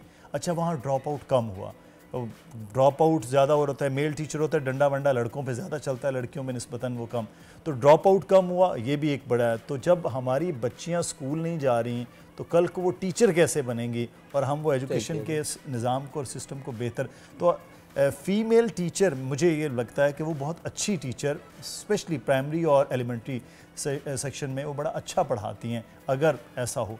अच्छा, ये जो 33% का है, अगर आप जो कह रहे हैं कि हमने वो टीचर ही वो रखे हैं, तो फिर तो हम चाहे 40% हो, 33 हो, तो निज़ाम तो अगले आने वाले 10 साल नहीं बेहतर होगा। लेकिन एक इसमें पॉजिटिविटी ये हुई कि 33% भी वो लोग आए जो थर्ड पार्टी, यानी IBA का एक रिकग्नाइज्ड है, आगा खान रिकग्नाइज्ड है, वहाँ के थ्रू आए। पहले तो ऐसा होता था ना कि भाई आपको टीचिंग सियासी बुनियाद पे, यानी आपकी क्या तालीम है, आपको हमने अकोमोडेट करना है सियासी लोगों ने। इतनी अच्छी और सच्ची बातें कर रहे हैं आप। बस आपके पास जाने के बाद क्या होता है। एनीवे, तो वो ये जो तमाम चीज़ें हैं कि वो हम ऐसे ही देते थे कि भाई किसी को अकोमोडेट करना। इसी तरह आप देखें गोस्ट टीचर हैं, गोस्ट स्कूल्स भी हैं, उसकी एसएनई नहीं है, बजट नहीं है। अब आप एक गांव में हैं, आप एक पार्टी के हैं, आपने आके स्कूल दी, मैं आपके अपोनेंट पार्टी का हूँ, मैं आया, मुझे गांव वालों ने कहा जी वो दे के गए, आपने क्या हमारा वोट बैंक कम होगा, अब मैंने भी दे दी। एक ही गांव में 4-4 स्कूल बने हुए हैं और 4-4 स्कूल जिसकी एसएनई बजट नहीं है, सिर्फ इस कंपटीशन में अल्टीमेटली वहाँ पर अल्टीमेटली वो चारों स्कूल जो हैं, यहाँ गायें बंधी हुई हैं, यहाँ आपका यूरिया रखा हुआ है, यहाँ आपकी औताक बनी हुई, अल्टीमेटली उसका रिजल्ट नहीं आया। और प्राइमरी लेवल पे, यूनियन लेवल पे अगर आपका एमपी एमएनए या इससे लोग उसकी ट्रांसफ़र पोस्टिंग पे इन्वॉल्व होते हैं तो हम देखें इसमें बिल्कुल ज़ीरो टॉलरेंस होना चाहिए। एजुकेशन, हेल्थ, दाखिला यानी होम, इसमें आपने अकोमोडेट, बाकी भी चीज़ अच्छी नहीं है, नॉन ट्रांसपेरेंट है, लेकिन अगर आपने किसी को अकोमोडेट करना है तो रिमेनिंग डिपार्टमेंट से हमें आप बिल्कुल आप सही कह रहे हैं, जीरो टॉलरेंस। अच्छा, मुझे एक चीज़ और बताएगा जो मेरा पर्सनल एक मैं सोच रखती हूँ, आप अगर इससे मुत्तफिक हों तो अपनी सोच भी बताइएगा कि हम लोगों के यहाँ ये जो मैट्रिक और इंटरमीडिएट और बैचलर्स के लिए सिस्टम है कि पूरा साल हम पढ़ाई करेंगे। अब हालांकि बैचलर्स के लिए मैं देख रही हूँ कि सेमेस्टर सिस्टम आ गया है कि उसमें जनाब ऐसा जिस तरह बोझ नहीं होता कि आपको 3 महीने का एक सेमेस्टर है, उसके बाद आपका एग्जाम होगा। ये हम मैट्रिक और इंटर में क्यों नहीं कर सकते? यही है, ये जो जीपीए हम ला रहे हैं इसमें भी यही है, इसके खदोखाल यही है। यानी अच्छा ये थोड़ा समझा दें, मैट्रिक में भी फिर सेमेस्टर सिस्टम होगा? मैट्रिक में अब सालाना आपके 2 टाइम एग्जाम होंगे। पहले भी सालाना 2 होते थे, लेकिन वो इस तरह होते थे कि सालाना एग्जाम में आप फेल हो गए तो सप्ली में जाएंगे। लेकिन अभी आपने ये कि हाफ ईयरली जिसको एग्जाम है वो होंगे, इसमें होंगे जिसमें हमें सेमेस्टर सिस्टम। अगर सपोज आपके 8 या 6 सब्जेक्ट्स हैं, आपने 3 इसमें ले लिए, 3 आपने उस सब्जेक्ट में ले लिए, तो इसी तरीके से हम इसको कुप अप करेंगे। अब इसको इसी बुनियाद पे राइज किया जा रहा है। यानी कि अब मैट्रिक और इंटर के बोर्ड के इम्तिहान नहीं होंगे, अब ये जीपीए जो आपका होगा इम्तिहानात बोर्ड ही लेगा। अच्छा, बोर्ड ही लेगा, लेकिन वो नंबर्स की बजाय जीपीए का सिस्टम, नंबर्स की जगह जीपीए का सिस्टम है। एनुअल एग्जाम के जगह एनुअली आप 2 टाइम से सेमेस्टर आपको उसको कहने, उस पे सपोज आपने फर्स्ट सेमेस्टर में 3 सब्जेक्ट्स लिए और आपने वो किए, अब नेक्स्ट जो रिमेनिंग। लेकिन इसमें एक चीज़ अलवानी साहब, एग्जाम तो होना है तो एग्जाम फिर वो नकल माफिया भी इन्वॉल्व होगा। एग्जाम होना है तो फिर सेंटर भी बिकेंगे, एग्जाम होना है तो फिर अल्टीमेटली अब बजट भी ज़्यादा चाहिए है, एग्जामिनेशन बजट होगा, आपके ह्यूमन रिसोर्सेज आपके बढ़ेंगे। आप देखें ना, अब हम जहाँ भी हम पूछते हैं कि जी यहाँ इस तरह आप इंटरमीडिएट बोर्ड जाएं, कराची बोर्ड जाएं, आपको गाड़ी से उतरने की जहमत नहीं करनी पड़ेगी, आपको हर चीज़ में वहीं फैसिलिटेट करें। एजेंट्स घूम रहे हैं, भाई इसका हल क्या है? इसका हल जी रेंजर्स है, पुलिस है। भाई रेंजर्स तो पैरामिलिट्री फोर्स है, सेकेंडरी फोर्स है, उसका ये काम तो नहीं है। लेकिन चूंकि अब आप एग्जामिनेशन सेंटर पे आप देखें ना, पुलिस है, रेंजर्स है, पेपर सेंटर्स पे पहुंचाना है, इन्विजिलेटर्स हैं, इतना ह्यूमन रिसोर्स, इतना बजट, फिर हमारे यहाँ छुट्टियाँ, सर्दी की छुट्टियां, गर्मी की छुट्टियां और नंबर ऑफ हॉलीडेज, तो फिर आप ये कैसे चलें? तो ये सारे सवाल हैं जिनको हमें एड्रेस करने की ज़रूरत है। लेकिन क्योंकि एक चीज़ अच्छी आई है तो उसमें फ्लॉज यकीनन होंगे, इनिशिएटिव है तो वो आस्ता स्लोली ग्रेजुअली उसको कूप अप किया जाए। नाज़रीन जिन्होंने सिर्फ टीवी पर ये खबर सुनी है कि सिस्टम को चेंज किया जा रहा है और अब 33% से 40% कर दिया गया है, उनको समझाने के लिए ये बहुत अच्छा हो गया है कि हमें बता दिया हामिद साहब ने कि जनाब सेमेस्टर सिस्टम ही एक तरह का होगा। पहले 6 महीने में जो सब्जेक्ट आप चूज करेंगे उनके 6 महीने में आपको बोर्ड ही आपका इम्तिहान लेगा और बाकी के जो होंगे वो अगले 6 महीने में, और जनाब जीपीए के थ्रू आपका रिजल्ट आएगा। ये बेहतरीन काम हो गया, मेरी नज़र में से स्टूडेंट्स पे बर्डन भी कम होगा, बर्डन कम होगा। और देखें दुनिया में ये सिस्टम राइज है, अब कैम्ब्रिज सिस्टम हमारा यही है, ओ लेवल बिल्कुल ऐसा तो इसी तरीके से हमें देखें अब हम बहुत पीछे रहेंगे इन तालीम के मैदान में, हम कहीं कम्पीट, आप देखें ना आप तो बांग्लादेश से कम्पीट नहीं कर पा रहे हैं, तो हम देखें हमें बहुत ज़रूरत है कि इसमें बहुत मेजर चेंजेस और वो चेंजेस लाए जाएँ जो रेवोल्यूशनरी चेंजेस हों। लेकिन उसके लिए हमें सिंसियरिटी से, मेहनत से, असातिज़ा को, और एक और आखिरी बात के पेरेंटिंग का रोल इम्पॉर्टेंट है। वो सबसे पेरेंटिंग को भी इस पे बहुत तवज्जो देनी है। हम हर चीज़ सरकार पे डालते हैं, लेकिन हमें इन सबको पेरेंट्स, स्टूडेंट, टीचर और उसको अम्ब्रेला ऊपर से इम्प्लीमेंटेशन जो है वो सरकार कराए। बिल्कुल ठीक है, बहुत शुक्रिया। उम्मीद अलबानी साहब हमारे साथ मौजूद थे, डायरेक्टर एजुकेशन। और सबसे पहले माँ बाप का रोल है, फिर असातिज़ा का, उसके बाद एग्ज़ाम्स हैं और फिर आने वाला नतीजा।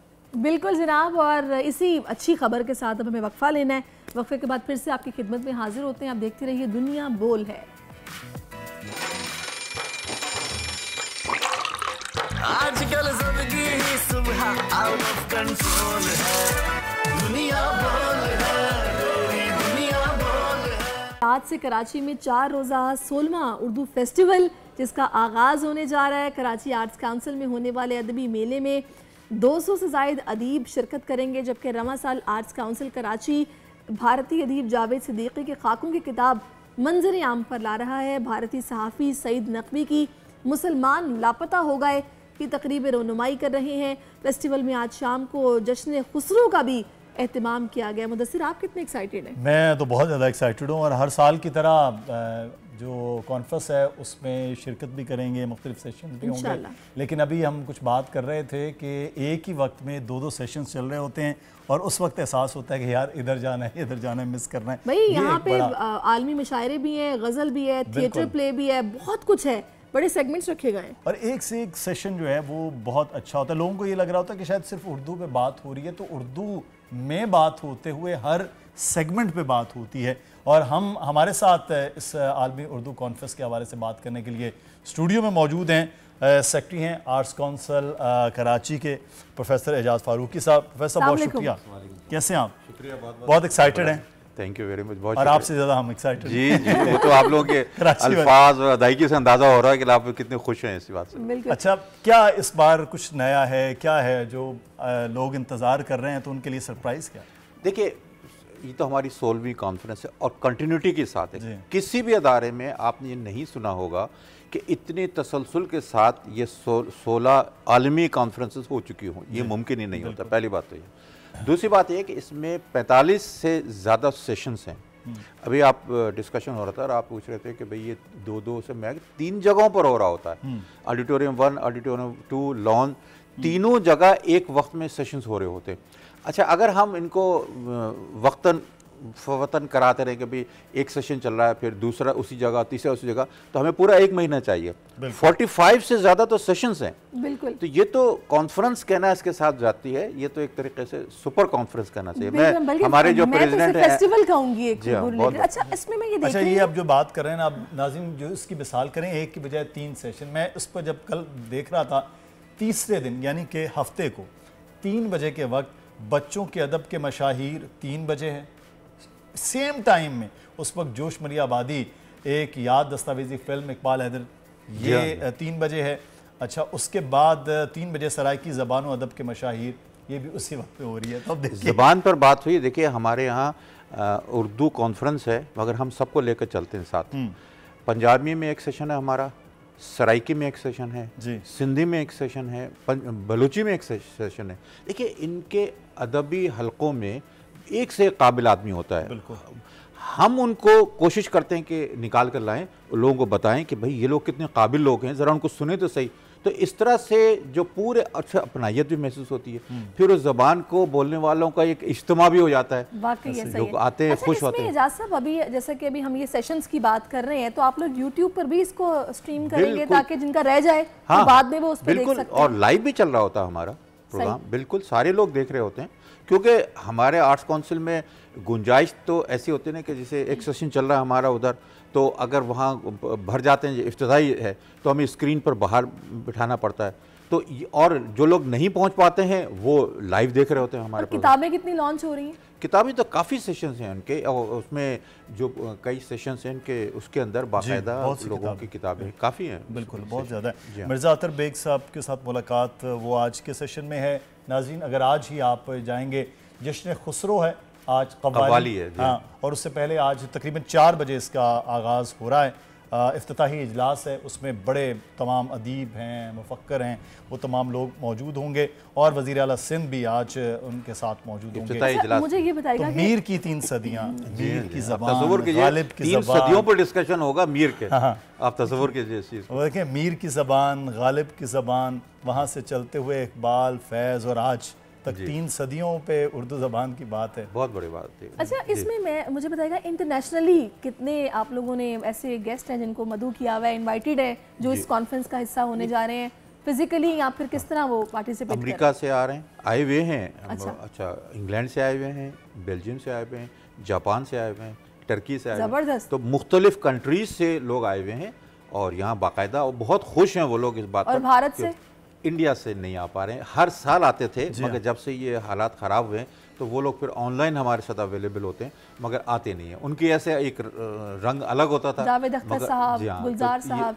अच्छा, मैंने इसमें एक आप लोगों का सेशन देखा है जिसमें लिखा हुआ है कि तुर्की की भी उर्दू जुबान। जी हाँ, जी। हालांकि वहाँ तो दूसरी लैंग्वेज होती है, तो इस सेशन में क्या मतलब पुराने वक्तों में या क्या डिस्कशन होगा? यूनिवर्सिटीज़ तो हैं वहाँ, हर यूनिवर्सिटी में उर्दू का डिपार्टमेंट होता है। जब उर्दू का डिपार्टमेंट होता है तो इसका मतलब है कि उर्दू वहाँ हो रही है। अच्छा। हाँ, हम ये समझ लें कि टर्की है तो टर्की ज़बान में बोले जाता है, तो उर्दू नहीं, ऐसा नहीं है।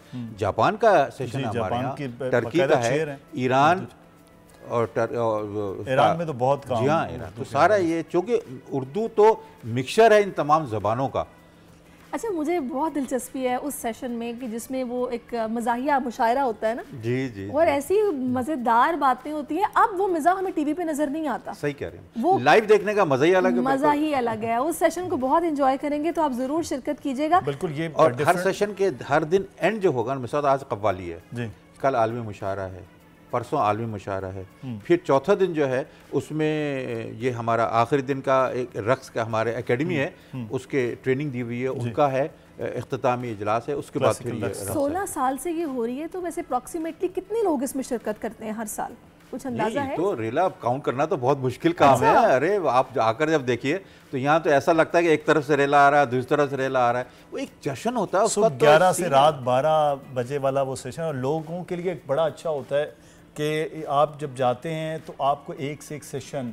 फिर लोगों का क्या है, कराची में एक चीज़ जो मैंने नोट की पिछले 2-3 साल से, कि भाई आ रहे हो कॉन्फ्रेंस पे, मैं आ रहा हूँ। अब लोगों की मुलाकात 6-6 माह बाद, साल बाद जिनकी हो रही है, वो अगले 2-3 दिन रोज़ाना की बुनियाद पे वहाँ हो रही है। सही। खाने पीने का वहीं कोई टेंशन नहीं हो रही, लोगों निकले और खाया और बैठे, और इधर सेशन, इनके साथ वीडियोस बहुत ज़बरदस्त किस्म की। प्रोफेसर कुछ लोग मैं पता करेंगे, कुछ लोग तो पहले दिन से जितने भी तमाम सेशंस होते हैं उनमें से, जैसे 3 होने थे, एक सेशन पूरे 4 दिन अटेंड करते हैं। बिल्कुल ऐसा। वो उनसे पूछो कि आप क्या लेकर जाते हैं, कह लेंगे हम तो इतना बड़ा ज़ख़ीरा लेकर जा रहे हैं, अपनी नॉलेज के अंदर इजाफा करके जा रहे हैं, जो हम कहीं भी वो नॉलेज हासिल नहीं कर सकते। अच्छा, आज से 3 साल पहले मैं अपने बच्चों के साथ गया, मेरी बेटी उससे छोटी सी थी, उसने एक बड़ा एक जेन्युइन क्वेश्चन किया, जो मैंने शाह साहब से बात की। उन्होंने कहा कि हम उर्दू कॉन्फ्रेंस में तो आए हैं, लेकिन मुझे उर्दू की किताबें बहुत कम नज़र आ रही हैं, बुक स्टॉल्स थे। तो उसके बाद उन्होंने कहा हाँ, ये हम उसके बाद करेंगे कि ये वाकई उर्दू की किताबें ज़्यादा हों। बेसिकली तो कॉन्फ्रेंस में उन लोगों की ज़्यादा किताबें जिनकी वहाँ रूनुमाई हो रही होती है। देखिए, लेकिन बच्चों को ले जाना बहुत ज़्यादा ज़रूरी है कि अपनी ज़बान के साथ। सबसे बड़ी चीज़ है कि उनका जहन तैयार होता है कि भाई हमारी उर्दू है। देखिए, कुछ दौर ऐसा चल गया है कि अंग्रेज़ी उर्दू मिक्स करके या अंग्रेज़ी में बात करके लोग फ़ख्र महसूस करते हैं। यहाँ जो अटेंड करता है, बच्चा अटेंड करता है, फिर वो निकलता है फ़ख्र के साथ कि भाई हमारी ज़बान की क्या वैल्यू है और क्या कुछ नहीं हो रहा जो इंग्लिश में नहीं मिलता किसी को। अभी ये देखिए कि अगर सहरिश 16वीं कॉन्फ्रेंस है प्रोफेसर, आज से जो 5-6 साल का बच्चा होगा 16 साल पहले, और वो मुसलसल अटेंड करता हुआ आ रहा है, अपनी ज़बान पर भी फ़ख्र करना, अपनी ज़बान के बारे में जानना, और उसके अदब, उसकी शायरी, उसकी तहकीक, तो वो आज कहाँ, मतलब स्कूल में वो पढ़ रहा है, बेहतरीन इंग्लिश वो सीख चुका है, जो इंटरनेशनल लैंग्वेज है उससे हम। देखिए, कॉन्फ्रेंसेस होती है ना, मैं यूनिवर्सिटी से कॉन्फ्रेंस अक्सर अटेंड करता रहता हूँ। पहला दिन फिता हुआ, 2 सेशन हो गए, अगले दिन 2 सेशन हो गए ज़्यादा, फिर उसका अख्ताम हुआ, एक दूसरे को बार में खूब गले मिल रहे हैं, भाई वाह बहुत ही कामयाब थे। हम जब उनको देख रहे थे हम भी हैरान हो रहे होते हैं कि किस चीज़ के, उनका अपना लेवल होता है यूनिवर्सिटी का, मगर यहाँ तो 50 सेशन हो और उसमें हर डे उनका कोई ना कोई एंटरटेनमेंट भी आखिर में हो, तो उसकी कॉन्फ्रेंस की तो बात ही कुछ और होती है। अच्छा, इसमें मुझे बताएगा कि देखिए हमारी कौमी ज़ुबान है, आप लोगों का बड़ा ज़बरदस्त ये इनिशिएटिव है, और आप लोग माशाल्लाह हर साल बड़े कायदे के साथ और बड़े बेहतर अंदाज में इसको कर रहे हैं। गवर्नमेंट लेवल पर इस ज़ुबान की पजीराई के लिए आप काम किस तरह का होता देख रहे हैं? अगर आपको किस तरह की फैसिलिटेशन चाहिए होती है तो आपके साथ कितना ताउन ये लोग करते हैं? देखिए, गवर्नमेंट की तरफ से हमारे पूरे आर्ट्स काउंसिल को रन करने के लिए उनकी तरफ से फाइनेंस हमारे पास अवेलेबल है, दूसरी बात यह है कि सबसे जो बड़ी चीज़ होती है वो ये होती है कि हम किसी भी मिनिस्टर, किसी भी चीफ मिनिस्टर को जब भी गवर्नर को अगर अपने यहाँ बुलाना चाहें, वो बहुत फ़ख्र से आते हैं, उनको खुद एलिवेटेड महसूस करते हैं। गवर्नर एक वैल्यू होती है, चीफ मिनिस्टर एक वैल्यू होती है, मगर आर्ट्स काउंसिल के फंक्शन में वो आते हैं, तो इसका मतलब है कि वो महसूस करते हैं कि आर्ट्स काउंसिल को हम अगर ऑनर देंगे तो हमारे लिए इजाफा हो जाएगा। बिल्कुल, ये एक बहुत बड़ी बात होती है। देखिए, हर चीज़ पैसा नहीं होती है। एक ऐसा अदारा जिसमें आते वक्त सब फख्र महसूस करें, इससे बड़े मैं समझता हूँ ऑनर की और कोई बात अच्छा, आपके आर्ट्स काउंसिल ने कराची की कॉन्फ्रेंस तो चला, ये तो एक अब आपका वो मैं एक लफ्ज़ इस्तेमाल करूँ कि हाँ एक रूटीन लाइफ हो गया कि आप कर रहे हैं सालाना तौर पर, लेकिन आर्ट्स काउंसिल सक्खर में पिछले दिनों आप लोगों ने कॉन्फ्रेंस किया, फिर उसके बाद आप लाहौर तक भी चले गए, ये क्या था? देखिए, ऐसा है कि जब आप हम पर जिम्मेदारी में, तो मेन हमारे अहमद शाह जो प्रेसिडेंट हैं, वो तो दीवाना आदमी, सच्ची बात है ऑनेस्टली। जो जब भी गवर्नमेंट ऑफ सिंध ने देखा कि हम इतने एक्टिव हैं और दूसरी जगहों जो हैं वो इतने एक्टिव नज़र नहीं आए, तो उन्होंने हमसे जोड़ दिया। इन्होंने क्या कि पूरे सिंध की जितनी भी आर्ट्स काउंसिल हैं उसकी एक कमेटी बना दी, उसमें जो हमारे प्रेसिडेंट अहमद शाह है उनको प्रेसिडेंट बना दिया, मुझे सेक्रेटरी बना दिया। अब पूरी जो आर्ट्स काउंसिल जितनी हो रही उनकी जो एक्टिविटीज़ हैं उनके लिए बढ़ना, उनके लिए इजाफा करना, वो साहब आप बड़े बेहतर अंदाज में अपना काम कर रहे हैं, बहुत अच्छा लग रहा है आपसे बातें करके। इस वक्त हमें एक और बड़ी ज़बरदस्त मेहमान ने भी ज्वाइन किया है, उनको भी शामिल गुफ्तगू करते हैं। शायरा है अमरीन हसीब अंबर साहिबा। अस्सलाम वालेकुम and welcome to our show. Amreen Sahiba, कैसी हैं आप? वालेकुम अस्सलाम जी। बस इस वक्त चूंकि हम पाकिस्तान से बाहर हैं और यहाँ पे अभी बिल्कुल सवेरा है, तो अच्छा मुझे बताइए कि आपने फिर इसका मतलब है कि जो 16वीं उर्दू कॉन्फ्रेंस है ये ऑनलाइन देखने का प्लान बनाया हुआ है, कितनी एक्साइटेड है आप इस कॉन्फ्रेंस को लेके? नहीं जी, सवाल ही पैदा नहीं होता कि हम ऐसी शानदार कॉन्फ्रेंस मिस कर दें। अच्छा, तो हम थोड़ी देर में फ्लाइट से वापस पाकिस्तान पहुंचेंगे और अपनी कॉन्फ्रेंस में शरीक होंगे, हम ऑनलाइन नहीं देखेंगे। डॉक्टर साहिबा के ये तय है। इतनी मतलब ऐसा मौका किस्मत वालों को मिलता है कि आप ऐसी बड़ी शख्सियत को अपने सामने देखें। ये पैशन, ये मोहब्बत, ये बड़ा अच्छा लग रहा है देख के। डॉक्टर साहब, आपके सेशन भी है मेरे ख्याल में इसमें, तो क्या कॉन्फ्रेंस से मुताल्लिक लोगों की जो मिस नहीं कर सकते, हम थोड़ी देर में पहुंच जाएंगे कराची। डॉक्टर साहब, आपके सेशन भी हैं, आप इस कॉन्फ्रेंस का हिस्सा होंगी, लेकिन पिछले चंद सालों से आप देख रहे हैं कि बहुत ज़्यादा लोगों के इन्वॉल्वमेंट है। आम जो पब्लिक की बात करें, आप जैसे जो शायर हैं, अदीब हैं, वो तो इसका हिस्सा होते हैं, फ़ख्र उनको भी होता है। लोगों में क्या तब्दीली उर्दू ज़बान के हवाले से इस कॉन्फ्रेंस के असरात में देखती हैं? देखें, मोहम्मद अहमद शाह साहब को और इस कॉन्फ्रेंस को सबसे बड़ा क्रेडिट यही जाता है कि उससे पहले भी कॉन्फ्रेंसेस होती थीं और हम लोग उसमें शरीक होते थे, लेकिन होता ये था कि शायर अदीब आते थे, आपस में एक दूसरे को मुकालमा करते थे, बात करते थे और वो कॉन्फ्रेंस ख़त्म हो जाती थी। हद से हद यूनिवर्सिटी के कुछ बच्चे शरीक हो जाते थे या कुछ स्कॉलर्स जो रिसर्च स्कॉलर्स होते थे। लेकिन ये जो कॉन्फ्रेंस की गई आर्ट्स काउंसिल में, उसमें पहली कॉन्फ्रेंस के वक्त ही शाह साहब का असल मकसद यही था कि तामीरी सरगर्मियों किया जाए ताकि उनकी तवानाइयाँ और उनकी जो मेहनत है वो तामीरी तरफ जा सके। दूसरा फ़ायदा उनके जहन में ये था कि जब आम लोग ऐसी एक्टिविटीज़ में मुलव्वस होंगे और उनको अच्छा लगेगा और वो यहाँ आकर कुछ सीखेंगे तो उनकी सोच का जाविया भी तब्दील होगा। और आप देख रहे हैं कि ऐसा ही हुआ। अभी जो सक्खर में फेस्टिवल हुआ उसमें पूरा सक्खर और आसपास के दूसरे शहरों से भी नौजवान नस्ल सबसे ज्यादा तादाद में जमा हुई। कराची में जब कॉन्फ्रेंस होती है तो हर सेशन पूरा हॉल भरा हुआ होता है और उसमें नौजवान नस्ल बहुत होती है, क्योंकि देखिए नौजवानों में बहुत ज्यादा तवानाई होती है। आप उनको कोई ऐसा प्लेटफॉर्म दें जहां पर वो उन तवानाइयों को अच्छे अंदाज में खर्च कर सकें तो वो ज़रूर ऐसी जगह पर आते हैं और उनका खुद ये दिल चाहता है कि उनको ये मौका मिले। तो आम लोग जो हैं वो बहुत ज़्यादा दिलचस्पी लेने लगे हैं अब अदब में। उनको मालूम हो चुका है कि इफ्तिखार आरिफ साहब तो खैर बहुत मशहूर शख्सियत हैं, लेकिन कुछ ऐसी शख्सियत जिनको पहले अवाम नहीं जानते थे वो अब बहुत अच्छी तरह जान चुके हैं, क्योंकि शायर तो फिर भी अवाम तक पहुंच जाते थे, लेकिन नक्काद, अफसाना निगार और दूसरे लोग जो थे वो आमतौर पर आम आदमी तक नहीं पहुंचते थे। लेकिन आज सबको सबके नाम मालूम है, उनके साथ तस्वीरें खिंचवाई हुई हैं। बिल्कुल। अच्छा अमरीन साहब, मैं अभी देख रही हूँ कि गुफ्तगू निजामत की जिम्मेदारी बाप पर भी है, आपके माशाल्लाह सेशंस भी हैं इसमें, लेकिन यकीनी तौर पर आपको भी एक्साइटमेंट होगी कुछ शख्सियात से मुलाकात की, कुछ दीगर सेशंस जिनको एंजॉय आपने करना होगा। कुछ बताएंगी कि तजस्सुस और क्या इंटरेस्ट आपका है जो कि आप हमारे साथ शेयर करें? देखिए, इस कॉन्फ्रेंस की सबसे बड़ी खूबी यह है, कमाल यह है, ये सिर्फ अदबी कॉन्फ्रेंस नहीं है, इसमें जाहिर है कि सकाफत भी शामिल है। और मोहम्मद अहमद शाह साहब और उनकी पूरी टीम मिलके जो है ये दरअसल मोहब्बत का पैगाम आम कर रही है। इस कॉन्फ्रेंस से ज़बानों को करीब लाया जा रहा है, इस कॉन्फ्रेंस से फ़नून लतीफ़ा को करीब लाया जा रहा है, इस कॉन्फ्रेंस से नस्लों को करीब लाया जा रहा है। तो यहाँ पे सीनियर्स भी होते हैं और कहिए कि जो उनके बाद की नस्ल है वो भी है, और बिल्कुल नई नस्ल भी होती है। तो हर सेशन ऐसा है कि दिल चाहता है कि इस सेशन में तो होना ही चाहिए, क्योंकि राब्ता हम फिर से करते हैं। अच्छा हमारा तो दिल चाह रहा है कि हम हर सेशन में हो, और हर सेशन में सीखने के लिए भी और लुत्फ अंदोज होने के लिए भी बहुत कुछ है, ख्वाह वो अदब के सेशन हो, मौसीकी के हों, रक्स के हों या टॉक शोज हों। बहुत से ऐसे टॉक शोज या किताबों की तकरीबात हैं जो ज़रूर अटेंड करनी चाहिए। किताब की तरफ भी रुझान बन रहा है या फिर 4 दिन की 3 दिन की कॉन्फ्रेंस फेस्टिवल और उसके बाद ख़त्म हो रहा है नई नस्ल? देखिए, कॉन्फ्रेंस का जो मकसद है वो तो हमें पूरा इस वजह से हो जाता है कि लोगों की नॉलेज में इजाफा हो जाए। अब रही बात किताब की, चूँकि एक जनरल ट्रेंड हो गया है कि मोबाइल आपके हाथ में है और वो तमाम नॉलेज आपको अवेलेबल होती है।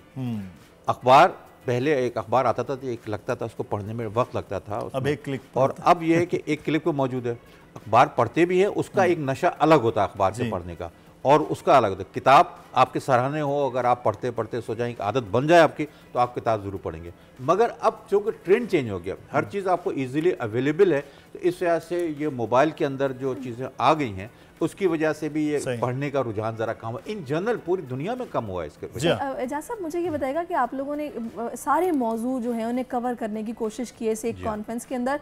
आप लोगों ने गजा के कत्लेआम पर भी एक सेशन रखा हुआ है। बिल्कुल रखा है। तो इसमें कौन होगा और कौन कौन से मेहमान हैं जिनको बुलाया गया? उसमें कई मेहमान हैं। वो गाजी सलाउद्दीन साहब हैं, सुहेल बड़ाई साहब हैं, सारे जो हमारे जर्नलिस्ट हैं, अजहर अब्बास साहब हैं, आरिफ अख्तर साहब, अजहर अब्बास साहब, वसतुल्लाह खान साहब हैं, आपसा कोमल है, और निजामत जो है वो शाहजेब जिलानी कर रहे हैं। टॉप के सारे जर्नलिस्ट इसमें शामिल हैं। के बाद अच्छा, एक और चीज़ जो मुझे नज़र आई है वो थिएटर है, तालीम बालगा। जी हाँ, पाकिस्तान की टेलीविज़न हिस्ट्री का तो एक बहुत शाहकार है, बहुत बड़ा, और इसको 2-3 नस्लों ने परफॉर्म किया। बहुत पहले सुबानी भाई यूनुस के दौर में प्ले किया गया, काजी वाजिद साहब, फिर उसके बाद बहुत से लोगों ने प्ले किया। ये रखने का क्या ख्याल आया? हाँ, मैं आपको बताऊं, देखिए, एक प्ले जो इंतहाई मशहूर हुआ हो अपने दौर में, बड़े बुजुर्ग लोग बताते हैं कि भी एक ऐसा तालीम बालगान हुआ करता था, तो आम जो बच्चा है जो अब बड़े हो गए वो उसको ज़हनी तौर पर एक्सेप्ट नहीं करते, मगर अब नई नस्ल के ज़रिए से, उनकी एक्टिंग के ज़रिए से उस तालीम बालगान को फिर से जब दिखाया जाता है तो लोगों को पता चलता है कि उस ज़माने में ड्रामे कैसे हुआ करते थे। बहुत ही क्लास का ड्रामा। ये बड़ी ज़बरदस्त कनेक्टिविटी की है। मैं ये जानना चाहूँगी, ये कनेक्टिविटी है नस्लों की। इस कॉन्फ्रेंस के ज़रिए अदब, सकाफ़त, हमारा तहजीब, तमद्दुन, तो ये ऐसे चलता रहे तो हम अपनी ज़बान और अपनी सकाफ़त को आप समझते हैं कि बचा पाएँ। जिस तरह से ग्लोबली अब हमला आवर हो रही होती हैं चीज़ें एक दूसरे पर, ज़बानों पर और कल्चर पर। देखिए, ऐसा है कि ये जो कॉन्फ्रेंस होता है ना, मकसद होता भी है, ये जवाब है उसका कि आप कुछ भी कर लें, आपके हर सवाल का जवाब, सियासतदान हो उसको, जैसे आजकल गजा का चल रहा है और कॉन्फ्रेंस में मौजूद है इसके अंदर, इसी तरह से मुख्तलिफ जो मौज़ूआत होते हैं उनके जो आजकल चल रहे हैं लोगों के जहनों में, सबके जवाब यहाँ मिल जाते हैं। तो लोग शेड्यूल देखते हैं और वह पहुंच जाते हैं कि भाई इसको हमें डिस्कस करना। अब इंटेलेक्चुअल्स के और इससे जो जीरक किस्म के जो हमारे नुमाइंदे हैं, जब वो डिस्कस करेंगे तो उनको पता चलेगा कि ट्रू पिक्चर क्या है। टीवी पर आना, चैनल पर आने में थोड़ा बहुत आगे पीछे हो जाता है। इस तरह इंसान का एक्सपोजर भी बढ़ता है, उसको मुख्तलिफ जाविये सुनने को मिलते हैं। बहुत शुक्रिया आप तशरीफ लाए। और अमरीन हसीब अंबर साहिबा, आपका भी बहुत शुक्रिया कि आपने अपना कीमती वक्त हमें दिया। और मैसेज नाजरीन यही है कि हमारी ज़ुबान है और जितना सीखने का मौका मिले, समझने का मौका मिले, हमें ये मौका नहीं गंवाना चाहिए। तो हम भी ये मिस नहीं करेंगे, लाजमी शिरकत करेंगे। बहुत कुछ वहाँ से आप लेकर आएंगे अपने घर जब वापस आएंगे। और जाइए और अपने बच्चों को साथ लेकर जाइए, ये बहुत ज़्यादा ज़रूरी है। ब्रेक लेते हैं और ब्रेक के बाद वापस आएंगे, फिर कुछ मज़ीद बात। आजकल सबकी ही सुबह आउट ऑफ कंट्रोल है, दुनिया बोल है, दुनिया बोल है।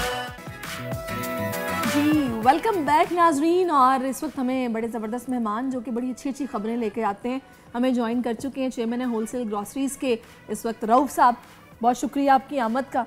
तो आपसे पूछेंगे कि अच्छी खबरें अब आपके पास क्या हैं, लेकिन उससे पहले ज़रा हम नाजरीन को मुदस्सिर बता दें कि हम कई दिनों से रोज़ाना ये खबरें सुनते आ रहे हैं कि पाकिस्तान का सूबा पंजाब शदीद धुंध की लपेट में, और कई दिनों से बागों का शहर कहलाने वाला लाहौर एयर क्वालिटी इंडेक्स में दुनिया के पहले नंबर पर बराजुमान हो जाता है। आखिर स्मोक से निपटने के लिए पंजाब हुकूमत ने मसनूई बारिश का जो प्लान बना रखा है और हालिया जो स्मार्ट लॉकडाउन है वो भी इसी सिलसिले की कड़ी है।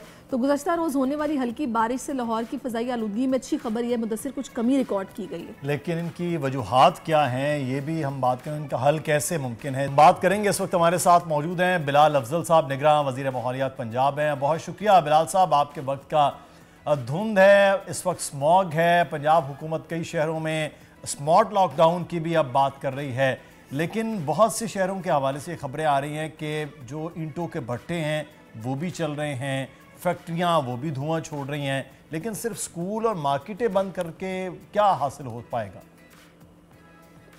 अभी पहले मैं आपको बता देता हूँ कि स्मॉग फॉग का आपस में रिलेशनशिप क्या है, ताकि आपके व्यूअर्स के लिए ये चीज़ समझना आसान हो जाए। हमारा जो हाई AQI प्रॉब्लम है वो पूरा साल परसिस्ट करता है, लेकिन जिस टाइम के ऊपर आपकी फॉग हो जाती है और ड्यू पॉइंट आपका आ जाता है, उस टाइम के ऊपर वो नजर आना शुरू हो जाता है और हवा ना चलने की वजह से वो क्यूमुलेट होना शुरू हो जाता है। आपकी जो हवा स्पेशली जो ईस्ट से आती है वो बे ऑफ बंगाल में ढाका से होती हुई, इंडियन मल्टीपल शहरों से होती हुई, दिल्ली से होती हुई लाहौर तक पहुंचती है। तो ये सारे शहरों के सोर्सेज को कलेक्ट करती लाहौर आती है और फिर पंजाब से होती सिंध से ये वापस अरेबियन सी में चली जाती है। हमारा इशू मेन जो है वो हायर AQI का है। AQI की एमिशंस कंट्रोल करने के लिए जो सबसे बड़ा कंट्रीब्यूटर है वो हमारा है ट्रांसपोर्ट। ये जो हम स्मार्ट लॉकडाउन हमने किया था उसका मकसद ये था कि आप अपनी एक्टिविटी ऑफ द सोर्स को मिनिमाइज करें। उसमें हमने 20% रिडक्शन इन PM 2.5 जो है वो रिकॉर्ड किया, और वो सिर्फ हमने नहीं, जो आपकी इंडिपेंडेंट एजेंसीज हैं उन्होंने भी रिकॉर्ड किया, जो कि आपका सबसे हार्मफुल व्हीकल इमिशन से AQI खराब होता है, उसमें 20% रिडक्शन आई। बट जो स्मॉग का इशू है, जो AQI का इशू है, वो एक लॉन्ग टर्म इशू है। 15 से 20 साल हो गए हैं हमें इस इशू के साथ लड़ते हुए, एंड अभी तक हम लोग कोई एक लॉन्ग टर्म पॉलिसी नहीं बना सके। आई वाज सरप्राइज कि हम पहली हुकूमत है जो आके बात कर रही है कि जी आर्टिफिशियल रेन होनी चाहिए, बट ये हमारे पास इक्विपमेंट रेडी होनी चाहिए थी। लेकिन यहाँ पे थोड़ा सा मैं आपको रोकूंगी। हमने जितने भी एक्सपर्ट से भी बात की है उन्होंने यही बताया कि ये सबसे कॉस्टली सोल्यूशन था, ये इसका हल नहीं होना चाहिए था। लेकिन आप लोगों ने अगर ये डिसीजन लिया तो पहले तो ये बताएगा कि किस बेसिस पे लिया, क्योंकि जो सबसे पहले बेसिक चीज़ें हैं कि फैक्ट्रीज उनके ऊपर चेक इन बैलेंस रखा जाए जो कि माहौल को ख़राब कर रही हैं। फिर स्मार्ट लॉकडाउन तो आप लोगों ने किया, लेकिन वो गाड़ियाँ जिनको मेंटेनेंस की ज़रूरत है या फिर काला धुआं छोड़ती नज़र आ रही है चलती हुई, उनको बंद किया जाता। अब ये चीज़ भी उस तरीके से में नज़र नहीं आ रही। थाउजेंड्स ऑफ कार्स का चलान हुआ है। असल में हम लोगों का जो व्हीकल फिटनेस का सिस्टम है वो भी डेवलप किया जा रहा है, वो भी हम इंशाल्लाह इन अ मंथ और सो इम्प्लीमेंट कर देंगे, जिसके अंदर हम असल में चाहते हैं कि किसी जगह के ऊपर भी जो कंज्यूमर है वो एक्सप्लॉइट ना हो। हम किसी जगह पे सख्ती करते हैं, फॉर एग्जांपल इंडस्ट्री पे हम बहुत ज़्यादा सख्ती कर देंगे तो हमारे इंस्पेक्टर्स जाके हर इंडस्ट्री को तंग करना शुरू कर देंगे। लेकिन नॉनदलेस हमने अपना वॉच एंड वार्ड का सिस्टम इतना स्ट्रॉन्ग बना लिया है, हम लोग इसके अंदर नासा की सैटेलाइट से भी हेल्प ले रहे हैं कि किधर किधर बर्निंग हो रही है। उस डीसी को एग्जैक्टली पिन पॉइंट होता है कि आपके डिस्ट्रिक्ट के अंदर इस जगह पे बर्निंग हुई है, जाके वहाँ एक्शन लें। लेकिन हम बहुत ज़्यादा भी क्रैकडाउन इसलिए नहीं कर सकते कि आपने फार्मर को कोई ऑल्टरनेट टेक्नोलॉजी नहीं दी। अगर वो अपनी फसल नहीं जलाएगा तो वो अगली फसल टाइम पे नहीं लगा सकेगा, और अगर उसकी अगली फसल नहीं लगेगी तो हमारी गंदम की शॉर्टेज हो जाएगी, पूरे पंजाब के अंदर गंदम की शॉर्टेज हो जाएगी। सो ये एक डबल एज सोर्ड है जिसको बड़ा हमें एहतियात से डिसीजन करना पड़ता है कि हम कितनी सख्ती करें, एग्रीकल्चर पे कितनी सख्ती करें, क्योंकि अगर हम सुपर सीडर्स देते हैं जिसकी वजह से आपको जरूरत नहीं रहती कि आपको अपनी फसल पिछली जलानी पड़े, वो 170 बिलियन रुपीस का प्रोजेक्ट है, वो एक हुकूमत एक साल में नहीं कर सकती। वो कम से आप लोगों की मजबूरी तो ये भी है ना कि आप लोग अभी इंटरम सेटअप में है, जाहिर है आप लोग उस तरीके से नहीं कोई बड़े इनिशिएटिव ले सकते, आप लोग कंट्रोल कर सकते हैं, वो आप करने की कोशिश कर रहे हैं, आप लोगों की भी मजबूरी है। बिल्कुल ठीक है, हम लोगों का काम जो है वो डे टू डे रन करना है, लेकिन आई एम टेलिंग यू कि ये हुकूमत जो है बेहतर प्लानिंग करके दे के जा रही है। एग्रीकल्चर का हमारा 10 साल का प्लान रेडी हो गया है, और एटलीस्ट नेक्स्ट गवर्नमेंट आएगी उसके पास एक प्लान होगा कि अगले 10 साल के अंदर हमने अगर एग्रीकल्चर को अपना अपलिफ्ट करना है तो हमें क्या स्टेप्स लेने पड़ेंगे। हम एक्सपेक्ट कर रहे हैं, हम होप कर रहे हैं कि हमारी पॉलिसीज को वो उस तरीके से ट्रीट ना करें जैसे कि वो अपनी पॉलिटिकल पार्टीज जो ओपोनेंट्स होते हैं उनकी पॉलिसीज को ट्रीट करते हैं, क्योंकि पाकिस्तान में मेन इशू हमारा होता है कॉन्टिन्यूटी। एक हुकूमत जाती है, अगली हुकूमत आती है, वो पिछली हुकूमत की सारी पॉलिसीज को जो है वो रद्द कर देती है विदाउट कंसिडरिंग कि वो क्या मेरिट के ऊपर बनी थी, क्या उसके अंदर थोड़ी सी ट्वीकिंग के साथ वो अपने मंशूर के ऊपर उसको फिट कर सकती है कि नहीं कर सकती। हम पूरे का पूरा स्क्रैप। बिलाल साहब, ये माहौलियात का मामला तो साल है क्योंकि इसकी लॉन्ग टर्म भी प्लानिंग है, लेकिन जो शॉर्ट टर्म प्लानिंग आप सोच रहे थे, आर्टिफिशियल जो रेन है वो बाकी इतना कॉस्टली है कि आपके लिए मुश्किल होगा, या वो आप प्लान कर रहे हैं की जाएगी, और कब तक वो की जाएगी, कम से कम कुछ रिलीफ हो, बेहतर हो? जो खबर थी ना कि जी ये सबसे महंगा, बल्कि I would challenge any expert जिसने ये बात की है, आपके शो के ऊपर ही मैं उनसे इस पर डिबेट भी करने को तैयार हूँ। It is not a costly solution until unless आपने जहाज जो है वो पूरा खरीदना है, फिर उसको फिट करना है। लेकिन दुनिया के अंदर जहाज ऐसे खरीदे नहीं जाते, जहाज फॉर हायर मिलते हैं। हमारे पास जो थे, जो फेडरल गवर्नमेंट के जहाज थे, वो आखिरी दफा 2001 के अंदर फ्लाई किए थे, और वो हम ना लोकस के ऊपर स्प्रे करने के लिए यूज करते थे एग्रीकल्चर प्रोटेक्शन डिपार्टमेंट, लेकिन वो नॉन सर्विसेबल हैं। वो 23 साल पहले फ्लाई किए थे, वो टेक्नोलॉजी के एक्सपर्ट्स नहीं हैं, वो रिटायर हो चुके हुए हैं।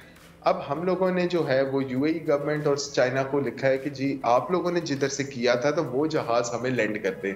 तो उसकी कॉस्ट हमारे पास आ चुकी है, जो कि नेक्स्ट कैबिनेट कमेटी के अंदर हम लोग प्रेजेंट करेंगे।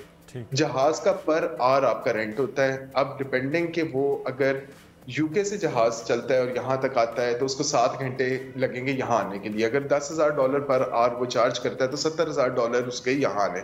अब वो यहाँ आके 15 दिन खड़ा रहता है और हम उससे नहीं करते तो 15 दिन की हमें कॉस्ट देनी पड़ेगी। So we have to be very smart about कि हमने आइडियली रिसोर्सेज कैसे इस्तेमाल करने हैं। अगर हम मसनूई बारिश नहीं करते हैं और लोगों को फौरन रिलीफ नहीं देते, मैं आपको लॉन्ग टर्म सोल्यूशंस का थोड़ा सा बता देता हूँ। एक तो हम लोग आयोनाइजर्स लेके आ रहे हैं। आयोनाइजर्स एक ऐसी मशीन होती है जो नेगेटिवली चार्ज्ड आयन्स हवा में फेंकती है।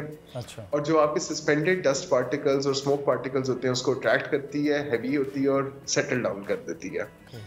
ये अलमाते के अंदर हमारी एक टीम गई हुई है इसको देखने के लिए। जो कंपनी हमें ये ऑफर कर रही है उसने एक सोल्यूशन अलमाते में लगाया हुआ है। बट अगर हम लोग बात करें कि यूरो 2 से यूरो 5 हमने फ्यूल अपना करना है तो वो रिफाइनरी लगानी पड़ेगी हमें नई, और उसकी कॉस्ट $3 बिलियन है। सो comparing $3 billion to $10,000 per hour flight, मेरा ख्याल है कि ये कंपैरिजन तो फेयर बनता ही नहीं है। एक जो लॉन्ग टर्म हमें चीजें ठीक करने की जरूरत है वो they are very expensive, but next government जो भी आती है, फेडरल गवर्नमेंट, क्योंकि ये ज्यादातर जो इश्यूज हैं ये फेडरल गवर्नमेंट की एम्बिट के अंदर आते हैं। They need to keep environment in the forefront.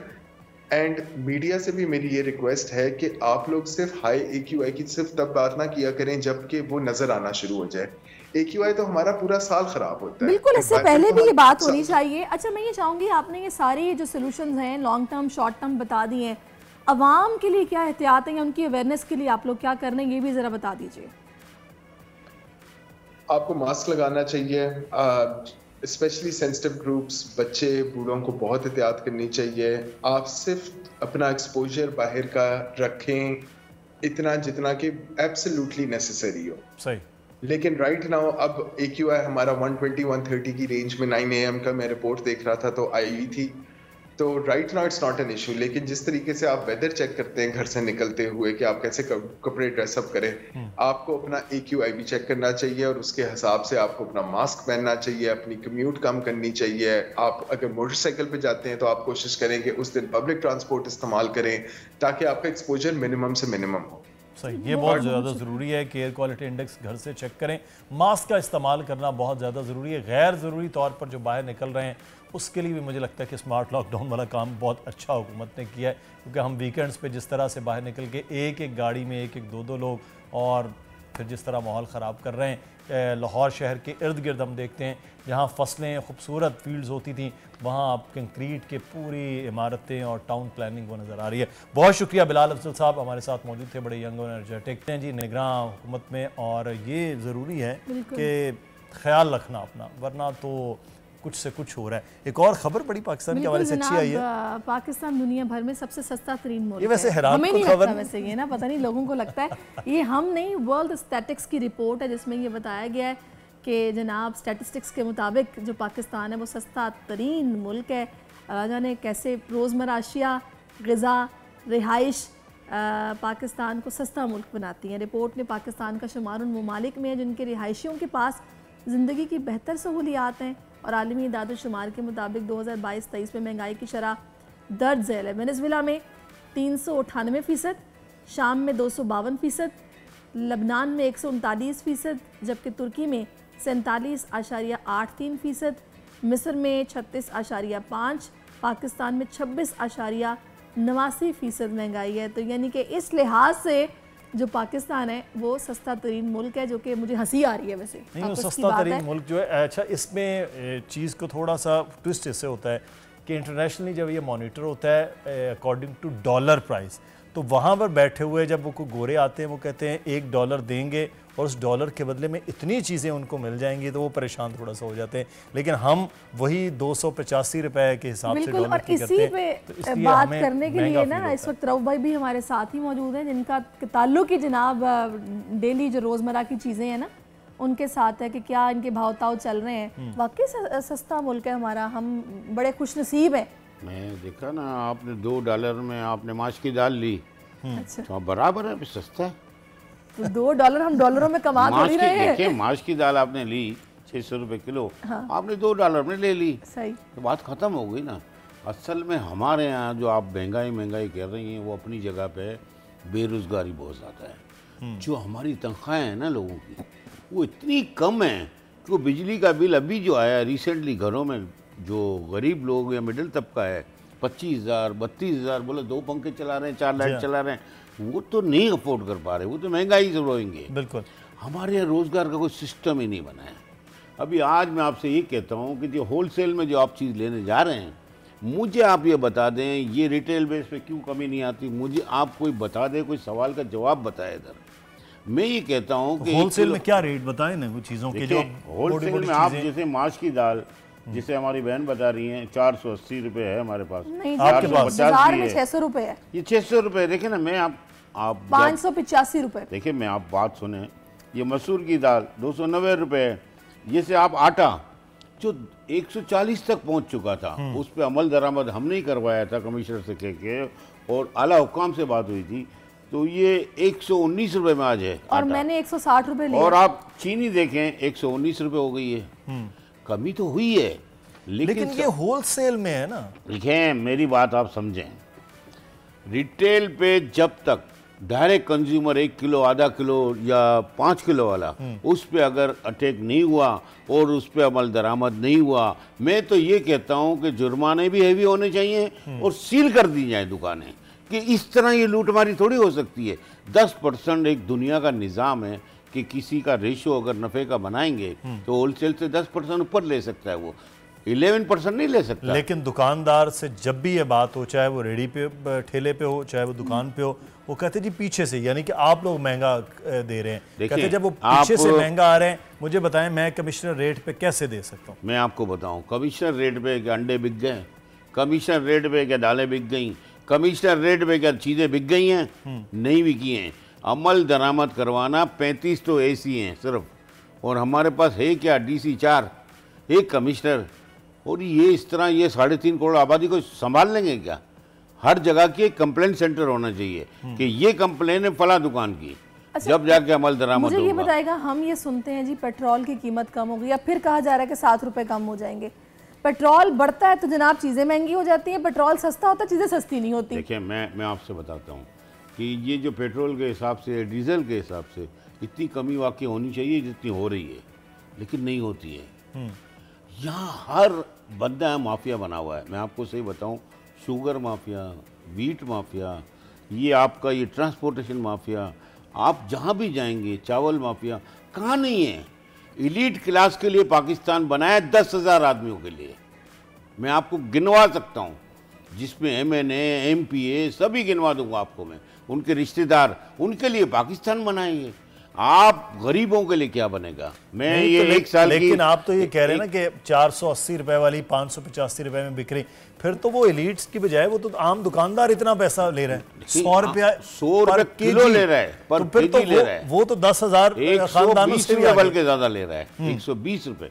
आप मुझे बताएं कि जनरल आसिम मुनीर साहब, मैं उनको खराज तहसीन पेश करता हूँ, आज उनको साल भी हो गया है, लेकिन वो इकदाम हुए हैं, डॉलर माफिया उसको कंट्रोल किया गया, स्मगलिंग कंट्रोल की गई, स्टॉक एक्सचेंज 50% बढ़ी। आप देखें जितना भी अमल दरामद शुगर पे हुआ, ये आप आटे पे हुआ, गंदम पे देखें, इतने बड़े बड़े इकदाम किए हैं। मैं कहता हूं कि अगर इसी तरह हमारे सियासतदान बन जाएं कि यार इस कौम के लिए सोचना है। आप मुझे रऊफ साहब ये बताएं, जो ये आपकी लिस्ट है, उनके लिए खराज तहसीन है, मैं पेश करता हूं। ये लिस्ट कौन मुरत्तब करता है कि इस रेट? हम कर रहे हैं, आप खुद कर रहे हैं, आपको कोई अमल दखल नहीं? ऊपर कमिश्नर नहीं, हमारा ही है अमल दखल। नहीं, मैं ये आप पर चेक एंड बैलेंस कोई नहीं है कमिश्नर का? हमारा होलसेल तक है, होलसेल तक का मैं ये बात करें तो होलसेल को कौन मॉनिटर करता है? हम ही करते हैं। नहीं, आपके ऊपर कोई वजारत नहीं, कोई अथॉरिटी गवर्नमेंट की नहीं है? नहीं, ये अथॉरिटी तो खुलेआम है ना। देखिए आप 80% दालें इंपोर्ट होती हैं हमारे, जी हाँ, उसकी कॉस्टिंग होती है, ठीक है, कि हमने $600 में एक चीज़ ली, 9% खर्चा आया, 5% हमने कमाने, खुला होता है वो।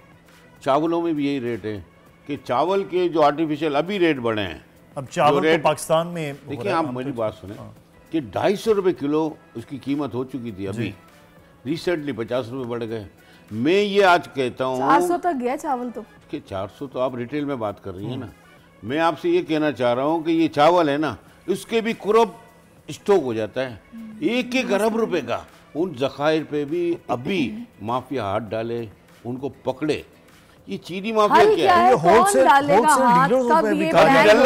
डल रहा है, क्रैक डाउन करें। नहीं, देखें ये आप ना कहें कि कोई काम नहीं हो रहा है, काम हो रहा है, लेकिन आप वो उस तरह लेके जाना चाह रही हैं कि जो सियासत हुई है जो हमारे मुल्क में, मैं समझता हूँ कि जो भी गवर्नमेंट आई, कोई 3 दफ़ा आया, कोई 1 दफ़ा आया, कोई 2 दफ़ा आया, लेकिन आप मुझे बता दें इस नौजवान नस्ल को क्या रोज़गार मिल गया?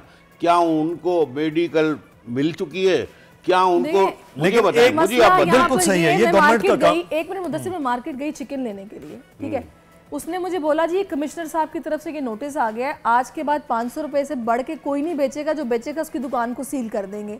बस वही दिन था जब वो मैंने नोटिस देखा और 500 में चिकन मिली, अगले दिन गई तो 560 रुपए का पोस्टर लगा हुआ। बिल्कुल आपने सही फरमाया, मैं इस पर इख्तलाफ करता हूँ कि कमिश्नर हो, DCs हो, चीफ मिनिस्टर हो या चीफ सेक्रेटरीज हो, सब इस पर अमल दरामद करवाएं। नहीं करवाएंगे तो ये वही भेड़ चाल है। लेकिन सवाल मैं आपसे अभी कहना चाह रहा हूँ, होलसेल डीलर्स पर ये बात छापे में मारे जाते हैं, होलसेल डीलर्स पर भी ये एतराज होता है कि दुकानदार कितना स्टॉक कर सकेगा, उसके पास स्टॉक की कैपेसिटी नहीं है। होलसेल डीलर्स यानी कि आपके एसोसिएशन के लोग वो स्टॉक कर रहे होते हैं, उनके पास माल आकर रुक रहा होता है। इंपोर्ट दालों से लेकर तो हमारा लोकल चावल तक वो आपके पास ज्यादा होता है, वो आप लोग कीमतों को ऊपर नीचे कर रहे हैं, आप पर इल्जाम। देखिए मैं आपको बताऊं, जो आड़त होती है ना, आड़त, जैसे आप फैसलाबाद, उधर अवकाड़ा कहीं भी जाएंगे राइस के लिए, ये आप हमारे इंपोर्ट बेस्ड कंट्री है ये, तो इंपोर्ट में हम ज़्यादा दाल रख नहीं सकते। 1.5-2 महीने बाद तो उसको कीड़ा लगना शुरू हो जाता है, स्टॉक हो ही नहीं सकता। चावल स्टॉक हो सकता है जो 2 साल भी आप रख लें जी, जिसके ऊपर इतना नफ़ा है कि अभी भी अमल दरामद करवाएं। और मैं सिर्फ आपके ये टीवी के तवज्जुह से बात करना चाह रहा हूँ कि हमने जितनी भी गवर्नमेंट देखी, मेरे को भी ज़माना गुजरा है कि 35 साल हम भी देख रहे हैं जवानी के, और अब बुढ़ापा आ गया, लेकिन ये गवर्नमेंटों पे हमने इक़दाम क्या उठा लिए? जो गवर्नमेंट आई क्या किसी गरीब का भला हो गया? प्रोटोकॉल सिस्टम है ये, जाहिर सी बात है एक MNA MPA जो भी बन के आता है 15-20 करोड़ खर्चा करता है, तो क्या नौजवान पढ़े लिखे यहाँ आ सकते हैं? आ सकते हैं असेंबली में? नहीं आ सकते। आप लोगों का कोई असर रसूख नहीं है जब आप लोग होलसेल पे बेच रहे हैं, रिटेल पे भी नजर रखें कि भाई हमसे आके लेके तो जा रहे हैं, आगे कितने में दे रहे हैं, कोई बात आप भी करें। हमने कितने दफ़ा बात की कि सर ये गलत है, गलत हो रहा है। देखिए ये निज़ाम सिस्टम का हिस्सा है जो ऊपर से लेकर नीचे तक चलता है, इस तरह कोई भी सिस्टम नहीं है। मैं सिर्फ आपके टीवी के तवज्जुह से दरख्वास्त करूंगा कि 8 फरवरी इलेक्शन होने जा रहे हैं, मैं ये दरख्वास्त करूंगा पूरे पाकिस्तान के नौजवानों को, मिडल एज को और हमारे बुजुर्ग, उनको सिर्फ एक सवाल यूँ पूछना चाहिए कि भाई आप हमें क्या मेडिकल देंगे, क्या हमें रोज़गार मिलेगा, क्या हमें अपने बच्चों को हम तालीम दे सकते हैं, क्या हम बिजली के बिल भर सकते हैं? ये सवाल करें ना। 350 आदमी बैठते हैं असेंबली में, बात कितने जाने करते हैं? 4 आदमी, बाकी के डमी है वो। नहीं, हर इलाके का अभी बंदा, आखिर में मुझे बताएं हर इलाके का क्या बंदा वो काम करे। मुझे बताएं होना क्या चाहिए? मिनिस्टर तो चले वो ऊपर की बात है ना, मुझे नीचे से शुरू करके बताएं कहाँ से कमिश्नर करे सख्ती, वो छापे पड़वाए, वो निकल के देखे, होना क्या चाहिए? देखें नीचे ऊपर से जाएगा, वज़ीर आला हों, सिंध हैं, अगर हम कराची की बात करते हैं वज़ीर आला सिंध है, चीफ सेक्रेटरी है, कमिश्नर है, DCs हैं, SCs हैं, मुख्तारकार हैं, सभी अमल करें ना, निकले ना बाहर। वो कंप्लेंट सेंटर बने हुए होने चाहिए हर जगह पे, हर जोन में बने होने चाहिए, 10-10 बने हुए होने चाहिए। यहाँ से आपने कंप्लेंट की कि भाई ये मेरे को, अच्छा इस सारे अमल में ऐसे हमें लग रहा है कि सारे का सारा जिम्मेदार वो दुकानदार है जो 480 पे ले जाके 585 रुपए में बेच रहा है। तो आप ये समझते हैं कि सिर्फ वही दुकानदार जिम्मेदार है, होलसेल रऊफ भाई जिम्मेदार नहीं है? बिल्कुल नहीं, आप होलसेल हो नहीं सकता। मैं आपको बताऊं वहाँ कंपटीशन इतना होता है कि आप उसको कर ही नहीं सकते। आप एक जाएंगे होलसेल मार्केट में, कोई 1 रुपये कम होगा या 1 रुपये ज़्यादा होगा, क्योंकि वॉल्यूम बड़ा होता है, ट्रक के ट्रक जाते हैं, और पूरी एशिया की सबसे बड़ी मार्केट है, उसको कोई कंपटीशन कर नहीं सकता ना, वो हो ही नहीं सकता। अच्छा। अब आप रिटेल बेस पे तो हर आदमी, एक बनिया भी जो आप समझ लें कि वो छोटा दुकानदार है, वो भी डबल रेट में बेच रहा है। कौन सा यहाँ रुक गया है? असल तो जड़ पकड़नी है इनको कि 1 किलो 2 किलो पे जड़ पकड़े हैं और उनके ऊपर सख्त इक़दाम हो। ये बातों से थोड़ी पाकिस्तान चल रहे हैं। नहीं, लेकिन चक्कर ये है कि अब होलसेल में, मैं एक छोटी सी मिसाल देता हूँ, हम लोगों ने एक प्रोग्राम में किया कि अंडों की कीमत पे अब 290 रुपये जो कमिश्नर रेट है, होलसेल की मार्केट में जब वहाँ पर 340 रुपये बिक रहा है, तो दुकानदार, ये मैं चेक करके आया हूँ, तो दुकानदार कहता है मैं कैसे 360 से कम दे सकता हूँ जब मुझे कैरेज भी हो रहा है, मेरी दुकान का भी है। तो वो तो होलसेल मार्केट में अगर नहीं हो रहा तो फिर वो कैसे करेगा दुकान? तो बहुत अच्छी बात कही आपने, मैं इसी बात पे बहस कर रहा था। मैंने कहा सर ये जो अंडे के रेट हैं ये कौन फिक्स कर रहा है? ये बेकरी उनके कौन फिक्स कर रहा है?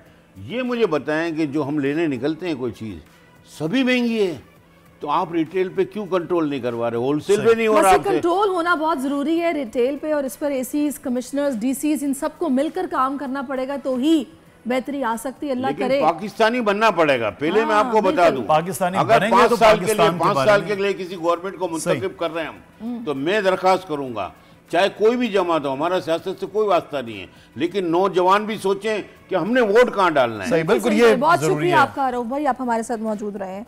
जी मुदस्सिर, हमें बिल्कुल इस उम्मीद, इस दुआ, इस तवक्को के साथ कि पाकिस्तान और पाकिस्तानियों के लिए सोचेंगे, जिस तरह से हमारे मेहमान भी आज कह रहे थे। अपना ख्याल रखिएगा नाज़रीन, अल्लाह हाफ़िज़।